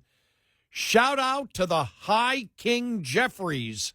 So she admits that he's a king. Okay. All right. Because the Democrats all stayed together. Yeah. Okay. In 2024, Democrats ran on warnings that Trump was going to destroy democracy. And now that he and his team are very much in the process of just doing that, you notice they never explain how. How? No. Elon Musk. How? Yeah. He was appointed by Trump, who was duly elected by the citizens of the United States. And in California by who knows whom. Right. Well, it's, by the way, over the weekend, my wife and I decided, because I like John Mulaney's comedy, and he's got a new nighttime talk show. They're doing it live on Netflix, weekly, I think. And we saw the advertisements for it, and I was curious. I was like, all right, I like his comedy. Tune in. One of his first guests, Joan Baez, and I thought, here we go. So she sits down, and I even forget what the topic was, because what he does on this show is, which is interesting, apparently, we're going to have one topic. Lending money to friends was the topic. He had Michael Keaton on, I forget who the other guest, and then Joan Baez comes out. And I thought, please don't be the musical guest. And she wasn't. She sat down and, because frankly, the only song of hers that I like is one that was covered by Judas Priest, and I listened to their version, Diamonds and Rust, not hers. So there, and if you're a fan, I don't care. She says, you're older than me, so we don't care. Yeah, I really don't care. So she looks at the whole thing, you know, he's asked some mundane question, and then she just leans into it. Well, because we all know democracy is currently being destroyed. Click. See ya. How? They never, ever, ever Can explain it. can explain it. They can't explain why Trump is Hitler. No, They can't explain why Elon Musk is Hitler. They can't. They can't explain why Hitler is Elon Musk. Right.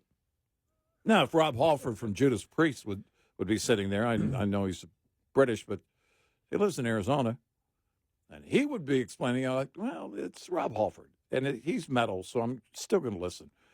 It was like, you know, because you know what I couldn't get out of my head? Folk singer Joan, they'll call her legend. Okay, that's fine.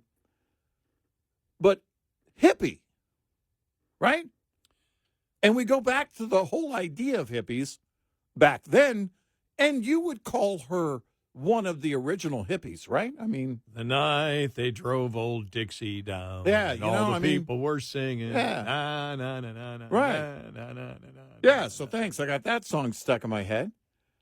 I'm going to have to listen to Judas Priest on the way home. And I'm thinking to myself, where's the spirit of the original hippie? Because she clearly wants big government. Yeah. She clearly prefers Biden with weaponizing the Department of Justice and pretty much everything in his administration was weaponized to some degree. And now the courts are weaponizing themselves. We're seeing that to block Trump. And, you know, I just thought to myself, you know, that the original hippies that became, I don't know, if you kept the same mindset, government out of our lives, well, you wouldn't be a liberal today. You wouldn't be a diehard liberal, but she's become the liberal, which means big government and not a voice of the people. It's a voice of the government. It doesn't surprise me because when you think about it, the mindset of the modern day Democrat is about identity politics, as we've talked about. You judge people by groups and not individuals. That way you don't have to explain anything. For example, when you say all white people have privilege, you don't have to look then at each individual and what they've gone through in their life and the mountains they've had to climb or what's happened, whatever. When you say, for example, and Don Lemon was on this the other day with Bill Maher, and Bill Maher didn't even buy it, that, he was playing the identity politics that you can't be a black and vote for Donald Trump. Why? Because Trump is a racist. Based on what? Well, based on Charlottesville. That's a lie. Yeah.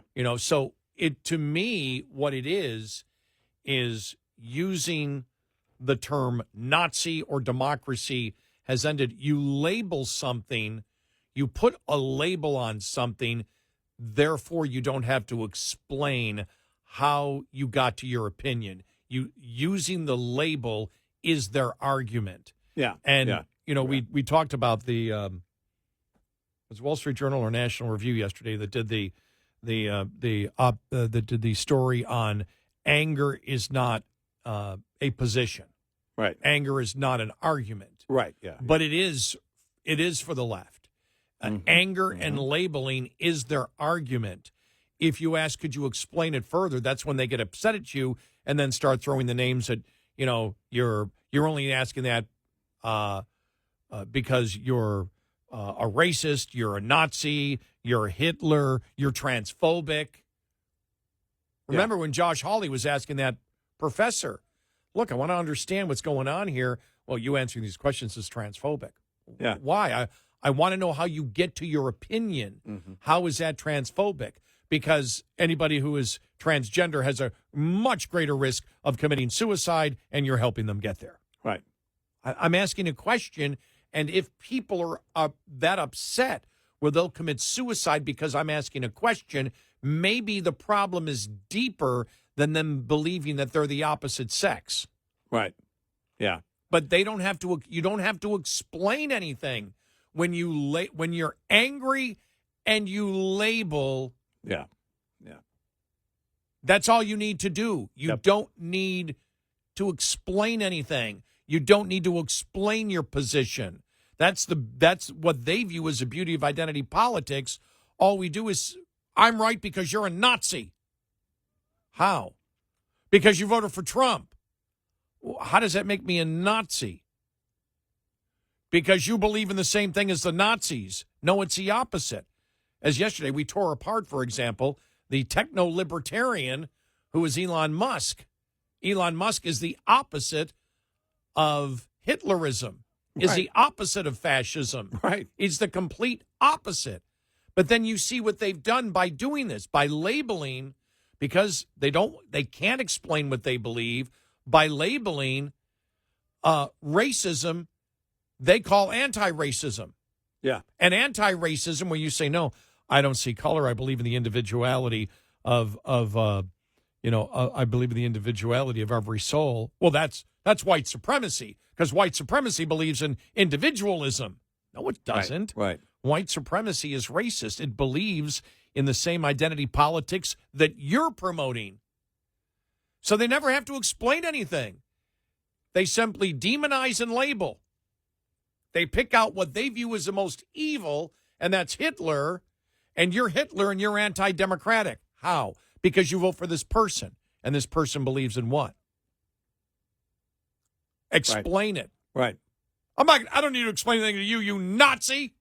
And that's it. You never hear them going into the minutia of every single topic and explaining it because they don't have to, because they label. Anger and name calling. Anger and name calling. I didn't even know, by the way, I didn't even know the story made the headlines, but it did. And here it is from CNN going back to last week. Joan Baez makes fiery debut on John Mulaney's live Netflix talk show. Democracy is going up in flames. Where am I, 1970? No, it's... Where the hell am I here? Exactly. Because if you were a true hippie then, you'd probably be a libertarian today. Yeah, you didn't trust government. You want big government. And she wasn't complaining, because here it is. Because there was a question that he started with her, the conversation, asked her about her friendship with the late Martin Luther King Jr. And then she goes on to say, this is Joan Baez. Someone wrote us, I didn't know she was still alive. Actually, she looks very good for her age. She looks very good. She looks very healthy. I was surprised. I don't know exactly how old she is, but she looks good. I know someone who was her personal assistant for 10 years. Yeah. And she says, well, you said that I could say anything I want out here, talking to John Mulaney. We're all here to be silly and have fun as long as we can recognize the fact that our democracy is going up in flames and we're being run by a bunch of really incompetent billionaires. Okay. Hey, thanks for taking the fun out of it. I mean, seriously. But it was, but they don't know how to be anything else. This is it. No, they don't. Was she complaining about the weaponization of the Department of Justice under Biden and some of the things that Obama did? Well, of course not. Oh, the hippies would have gone nuts. Right. Over the FBI sitting in a parking lot. Oh, my gosh. Taking down parents' numbers. Right. Right. They would go, that's we don't trust government. Right. Like I said, the only thing they really got wrong was the whole concept that they believed there was something called free love. Mm-hmm. Yeah. Where it was just, No, it's going to cost you. Yeah, it's going to. Yeah, It's always going to cost you. It was always going to cost you. Yeah, that was always going to. Yeah, that they had that wrong. Yeah, no such thing. No free there at all. No, no. Obligations and responsibilities. Yes, and commitment. Yes, and debt. And debt. I don't even know how that works in, but we'll throw it in. Things get more expensive. Yeah, they do. 866-90-RED-EYE. Coming up, more with Gary McNamara and Eric Harley. It's Red Eye Radio.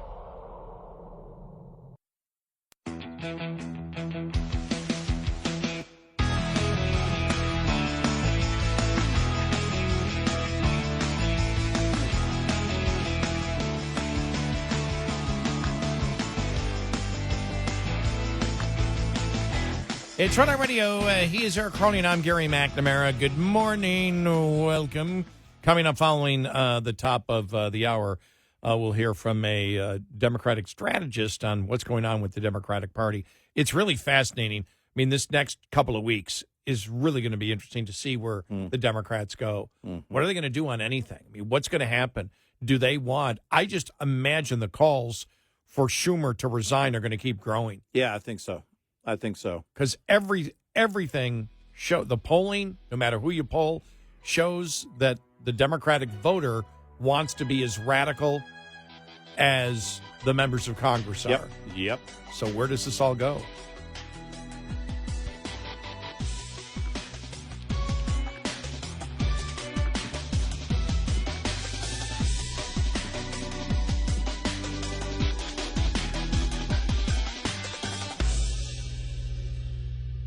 This is Red Eye Radio on Westwood One.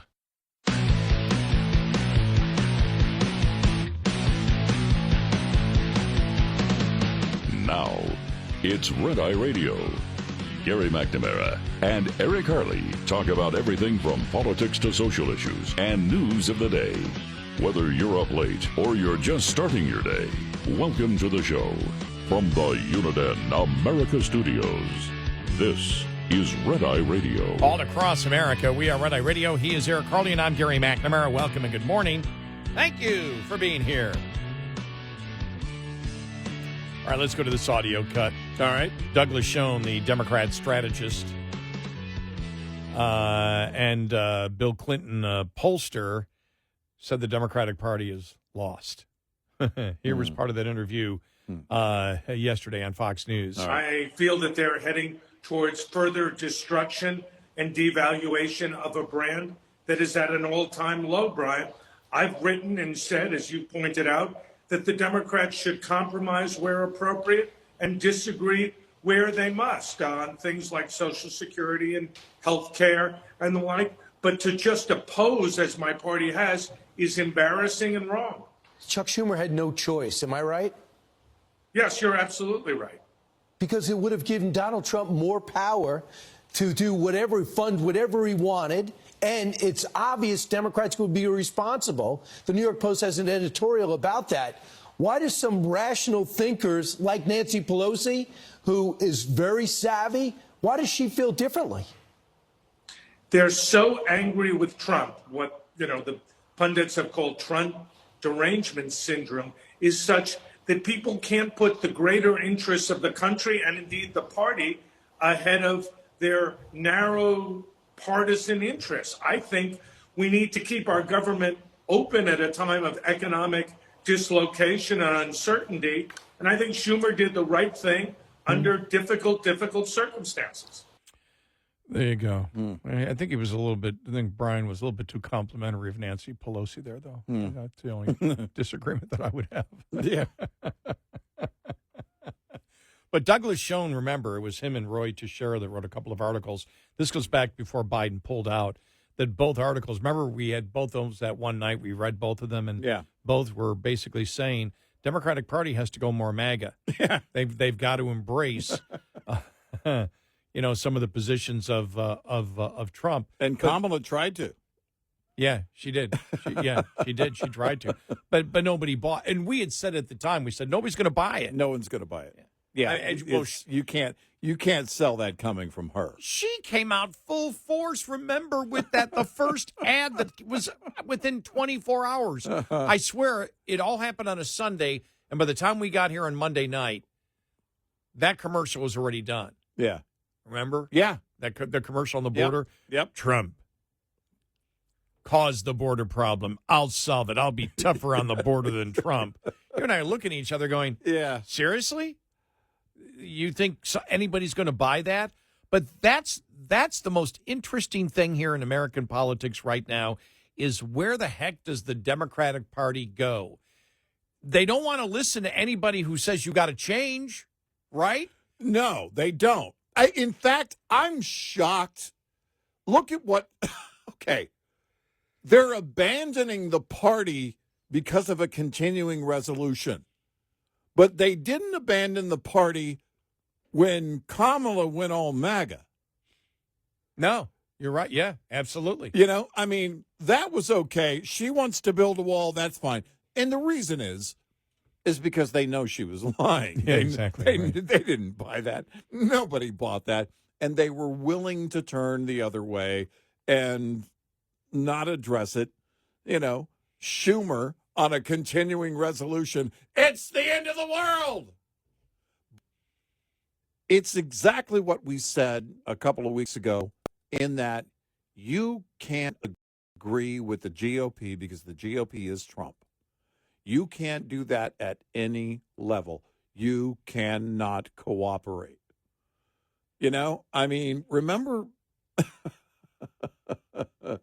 who was it? Was it Crockett the other day that was going after Fetterman? Who was it? Because Fetterman, when the whole hoodie thing was in play initially, the liberals were in full force. He is who he is and blah, blah, blah, blah, blah, blah, blah. And now, of course, he's the enemy. How dare you wear a hoodie? And now, it's there can't be any we knew this. It's not hard to figure out. But there can't be any cooperation with Donald Trump's GOP at any level. Yeah, Kamala Harris can go all MAGA during her commercials and, that kind of thing, because we don't buy it. It's not going to happen. But you cannot give them anything. A continuing seriously? I think you were the first to say it. A continuing resolution? And that's what destroys the Democratic Party. That's the thing. Not an abortion bill. A continuing resolution. Where, as you and I said, a continuing resolution where they could have made some great political points by saying, look, the whole Doge thing is smoke and mirrors. they claim they've got all these cuts. Elon Musk said we're saving almost 1.5 trillion a year. They don't have one cut in there. Yeah, right. They spend more money. The whole Doge thing is just a mirage. They're not really going to do it. And look at this. They're funding all of our priorities. All of our priorities are still being funded, including their Inflation Reduction Act to take care of climate change and all this.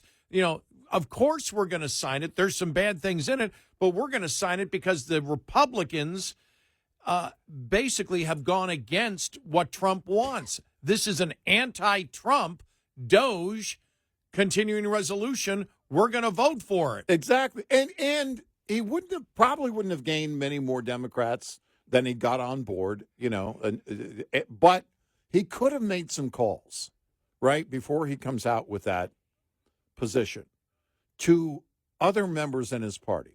I know you guys are going to hate me, but I'm putting the cheese on the burger right now. I know that you guys don't like this, but here's how I'm going to hand it back to the GOP. Because because we know our friends in the liberal activist media, Schumer wouldn't call them that, but in the media, are going to carry this thing for us if I just hand it back to the GOP. Hey, look, they didn't put any of their Doge stuff in there because they know it's all garbage. And look, they didn't actually make any cuts. Look, the Biden agenda items are going to be funded for months longer, and we're okay with that. So, yeah, we're going to vote for it. I mean, nothing was done in the way that it should have been done. Because he was really damned if he did, damned if he didn't. Because the radicals don't care about government shutdown. They didn't care about government shutdown when they wanted to put it on the GOP before, when, it was the end of the world. All the power would be turned off in the entire country if we have a government shutdown, kind of, raising the alarms. Well, all that was fake. We knew it then. We knew it, but people believed it. They got enough people riled up about it. But these days, it's very clear. They don't care about a government shutdown. The radicals would rather have the government shutdown and take that on their shoulders than have Schumer, do what he did. Well, when you had, for example, Massey fighting it, saying it doesn't cut enough, you had Rand Paul. Rand Paul, I guess, introduced a couple of bills saying, let's take the Doge foreign aid cuts and put them in this bill. And it was defeated. And that was an opportunity for Democrats to come out and say, look, this is a bill that they don't do any. They brag about Doge, but the Republicans really don't mean it. Right. And believe me, if we Democrats ever talk about cuts, they never will. They won't. But if we ever talk about cuts, yeah. we plan on cutting. Right. There's no way to prove what isn't happening. Right, of course. But they had an opportunity to at least survive this. Now what do? They've got all they're doing now is going after each other. There's a great article on Sinema, the former congresswoman from Arizona, just blasting the hypocrisy. They're going back and forth. It's all infighting that's going on. They're not arguing with Republicans. They're arguing with themselves, but they offer nothing. And with the Democrats right now, the reason I would have told Democrats, look, you need to sign it, and here's what you say, is because they need breathing room. Mm-hmm. They need to figure out where they're going. Now they can't. Right. Now they've been backed into the corner. We're the party that will obstruct anything that Trump does, whether it's good or not. Mm-hmm. And so that's the problem that they have in a time where you think about it, everybody is delusional in the Democratic Party. Yeah. Almost everybody is delusional. All you have to say is they suck on the issues. They've got to change where they stand on the issues. That's what matters. Nothing else matters. The public cares now about the issues. And the problem is, it's what we said a couple of years ago. All this is ending because of the debt.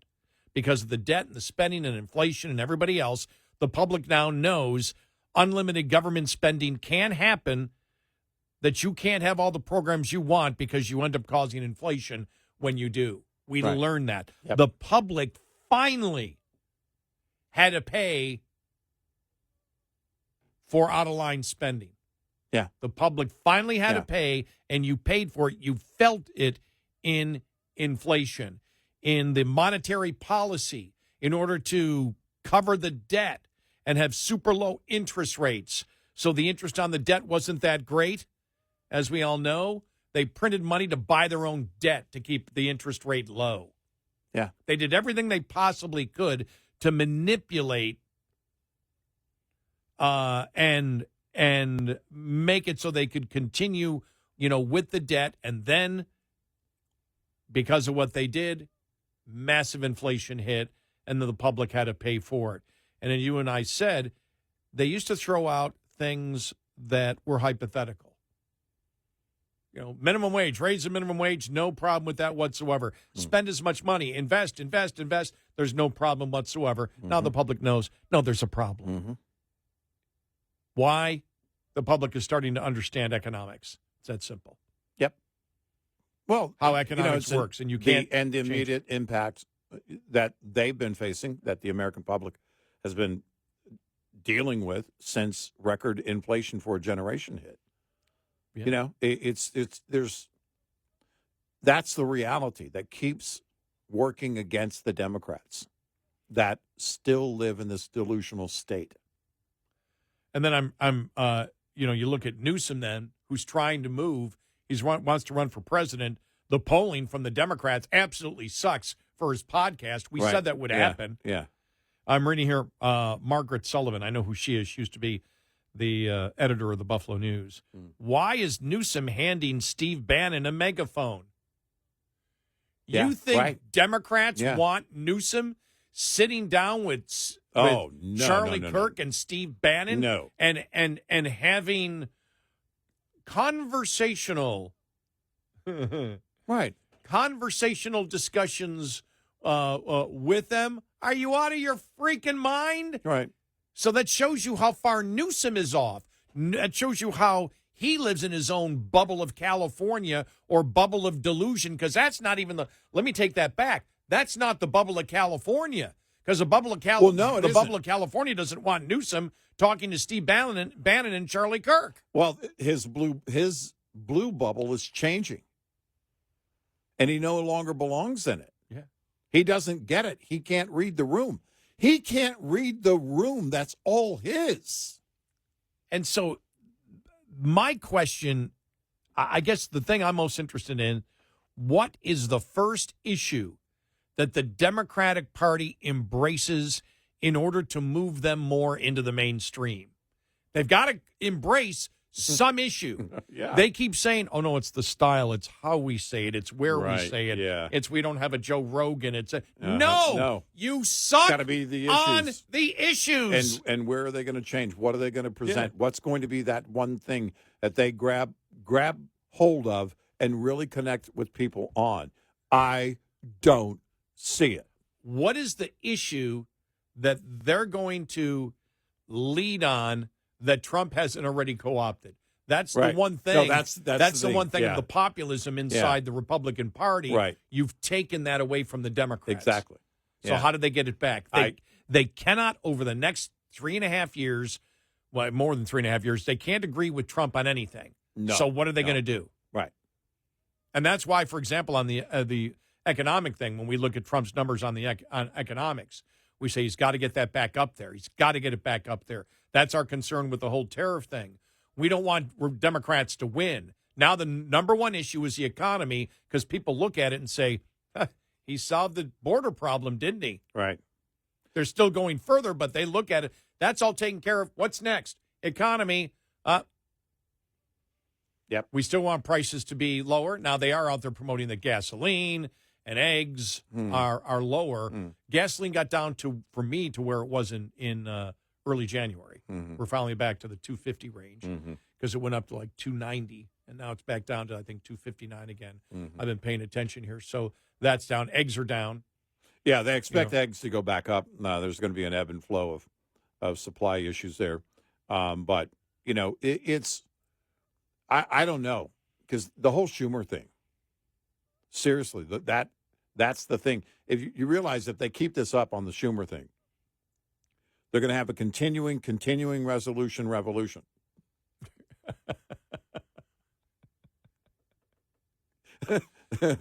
That's their torch. That's what they're going to carry. Wow. 866-90 Red Eye. Brought to you by Hotshot Secret. Hi, I'm Jen Loomis, a transport safety expert at JJ Keller, and I'm here to share a tip on speed and space management. In order to manage speed, you need to understand the 4 factors involved in stopping a vehicle. Perception distance is the distance a vehicle travels from the time you see a hazard until your brain recognizes it. The perception time for an alert driver is approximately 3/4 of a second. Reaction distance is the distance a vehicle travels from the time your brain tells your foot to move from the accelerator until your foot hits the brake pedal. The average driver has a reaction time of 3/4 of a second. Brake lag distance also needs to be taken into account. When operating a vehicle with air brakes, it takes about half a second for the mechanical operation to take place. Finally, braking distance is the distance it takes a vehicle to stop once the brakes are applied. Braking distance is affected by the weight, length, and speed of the vehicle, as well as road condition. This tip was brought to you by JJ Keller and Associates. Visit us at jjkeller.com. Lines open for your calls. 866-90 Red Eye on Red Eye Radio.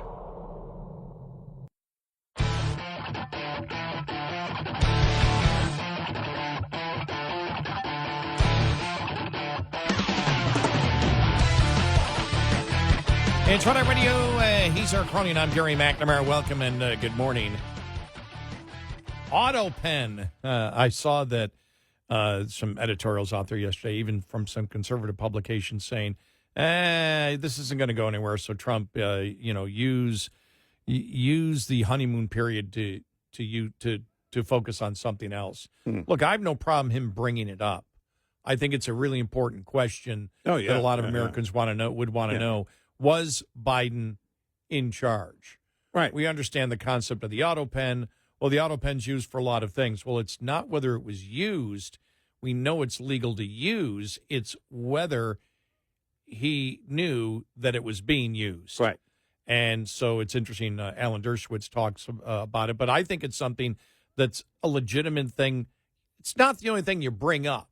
As we said, you can walk and chew gum at the same time. Sure. But if it helps for a congressional investigation on this, who was in charge, if it encourages more people to write a book. There's another, you see that other book out? I forgot a couple of writers, I think it was from Politico, on Harris running.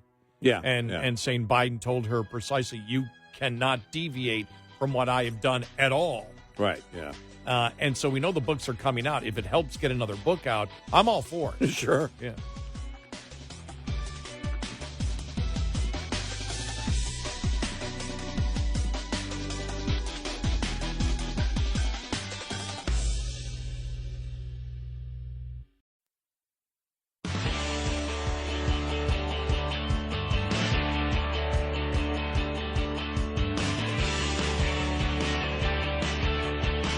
Catch all 5 hours of the show live every night on the Red Eye Radio app. Available in the App Store. Red Eye Radio. And he is Eric Harley, and I'm Gary McNamara. Good morning. All right. Let's hear from law professor Alan Dershowitz. I'm going to say former... Did he stay Democrat or did he change?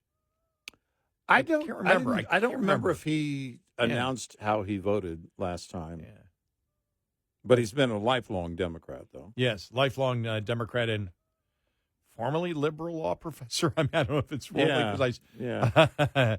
He seems to be on constitutional issues pretty much of a constructionist over the last couple of years on the issues that have come forward, especially those involving Trump. Right.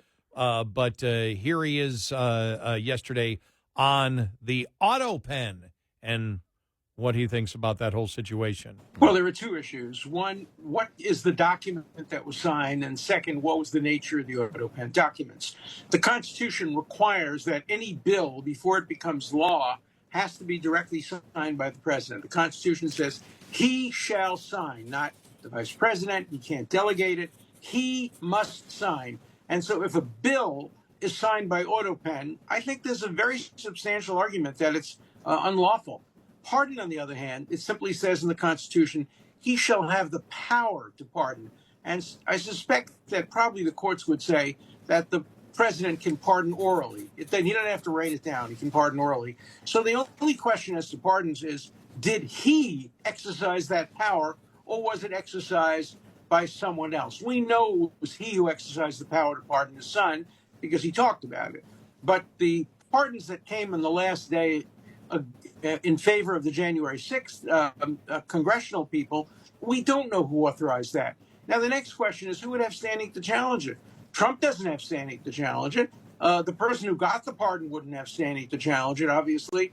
So who could challenge a pardon claiming that, well, Biden didn't really do it, it was somebody else in the office who did it? So I don't think we're going to see a lot of a successful litigation to get these pardons voided. The only way it can come up is if, for example, prosecutors go, and this could happen, prosecutors could go after somebody who was pardoned and argue in court that the pardon was invalid. I think that argument might very well lose unless they could demonstrate that Biden himself didn't pardon. The writing isn't important when it comes to pardons. It's very important when it comes to bills becoming laws. Well, it's a little bit like, almost like at the presidential level, classified documents. A president doesn't have to declassify in writing. The president can just say or even think this is declassified. It doesn't require a signature. Yeah, in fact, with classification, it's not even in the Constitution. So they can do whatever they want. Pardons are in the Constitution, but not the signing requirement. Bills are in the Constitution, but the signing requirement. By the way, while I have the platform for 1 second, let me tell you, I know for a fact that Epstein-related materials are being suppressed to protect people. I know because I have seen them, but I am under a seal and I can't disclose them. But I can tell you that there are Epstein documents that are currently being suppressed in order to protect people.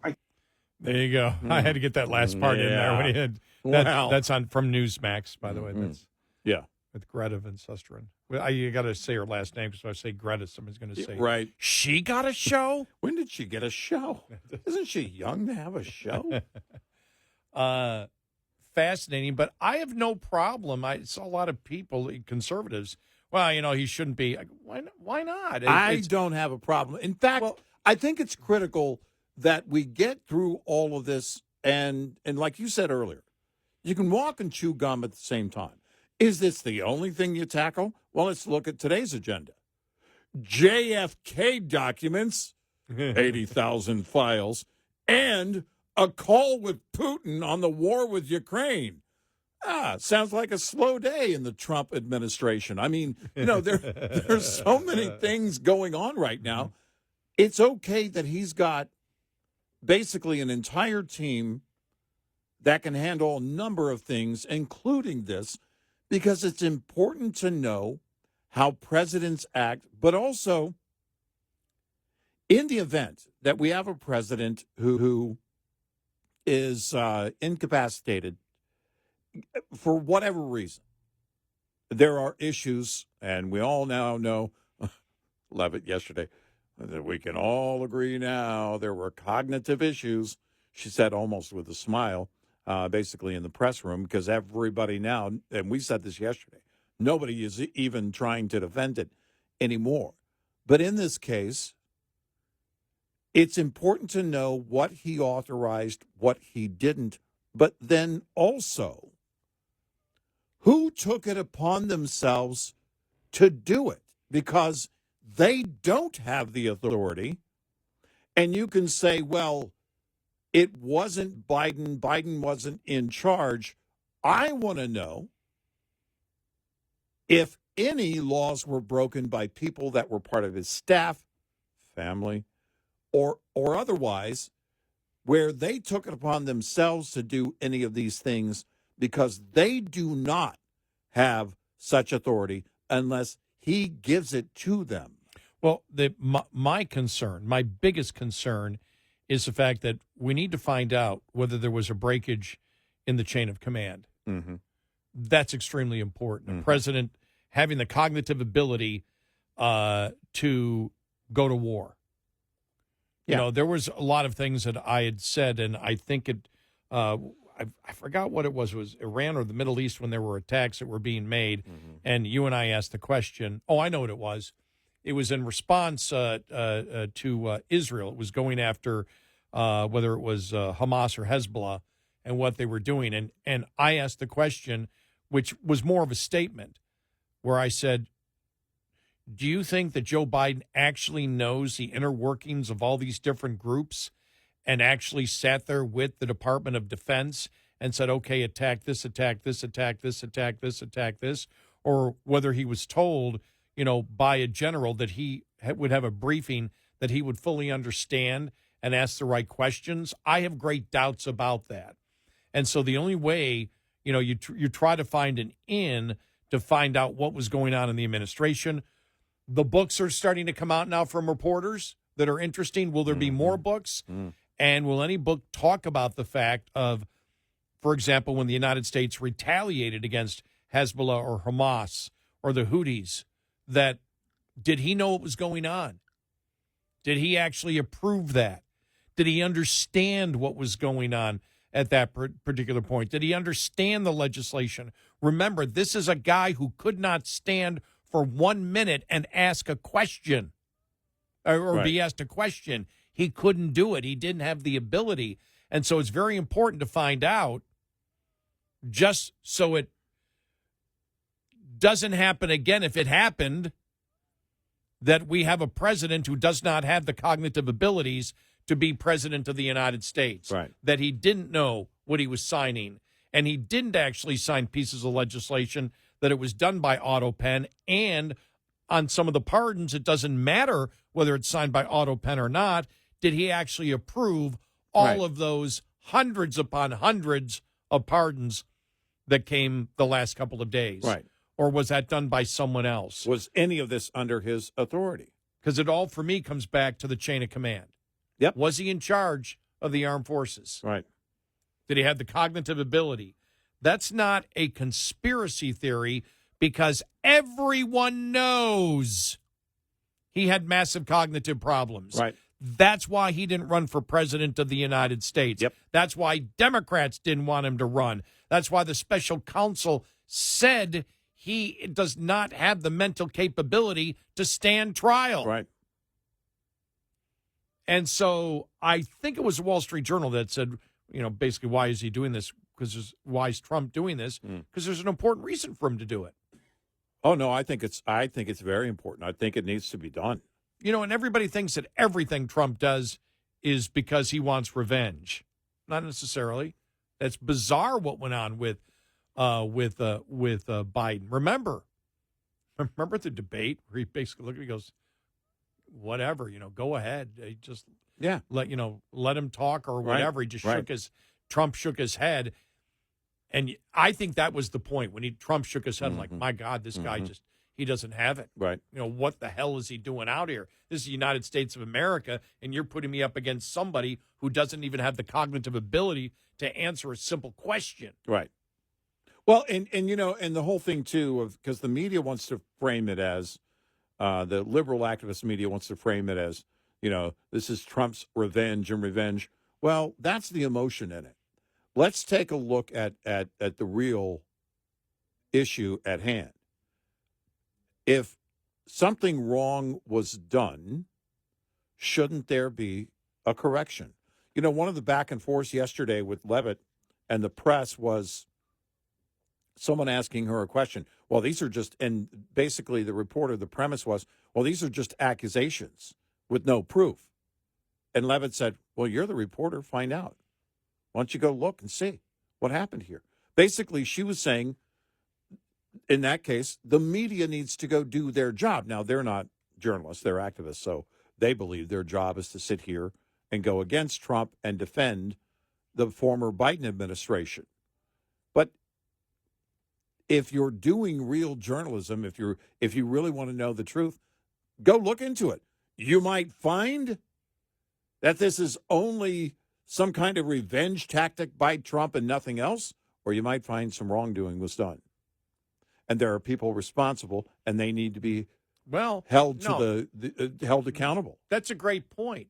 The White House seemed to acknowledge the fact that, hey, go out and do the investigation, and whatever you get, that's what you get. Right. But there are a lot of questions about his cognitive abilities, and we're bringing that up, and hopefully some of you will cover it. And by saying that, you're admitting, well, we suspect, but we don't know what the answer would be. You guys tell us. The answer would be that maybe he was fine. Exactly.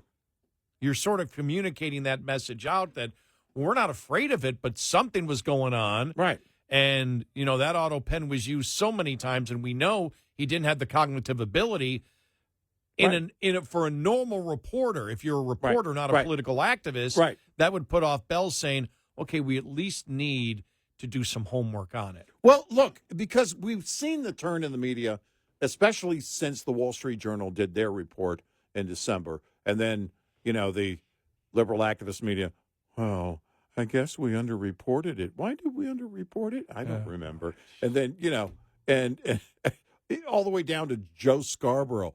Well, I guess I didn't see it. Shut up. You know, and then Jake Tapper writing the book. Come on.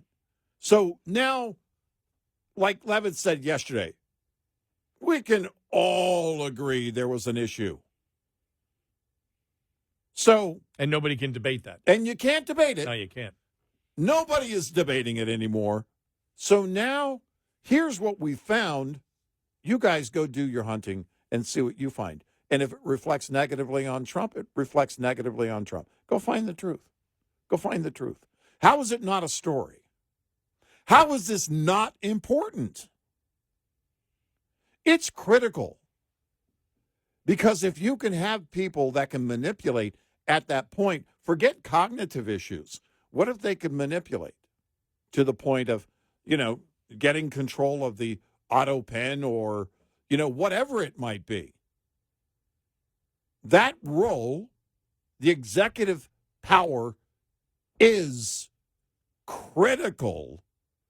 And if we're just going to look away and go, oh, well, you guys don't have any proof that blah, blah, blah, blah. Here's what we found. You guys go find whatever it is. Go find the truth. And they just can't help be anything but activists. And that's who they are to the core. 866-90-RED-EYE. Get in touch with Red Eye Radio, toll free at 866-90-RED-EYE.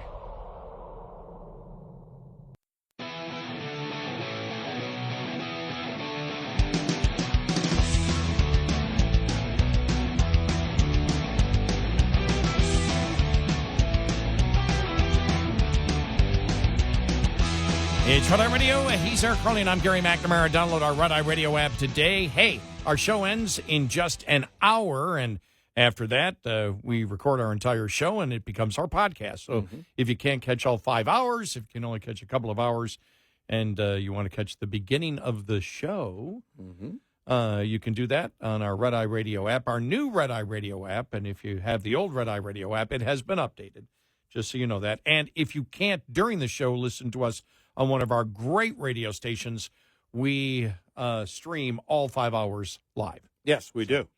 And thank you for listening. Coming up, following the top of the hour, this should be a slam dunk in the courts.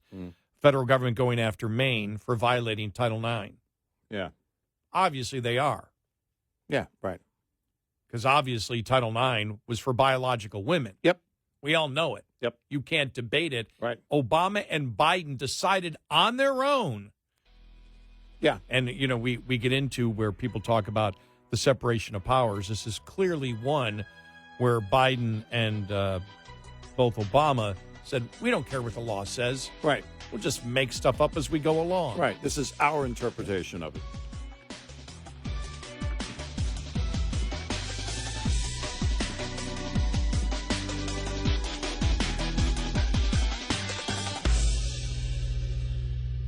This is Red Eye Radio on Westwood One.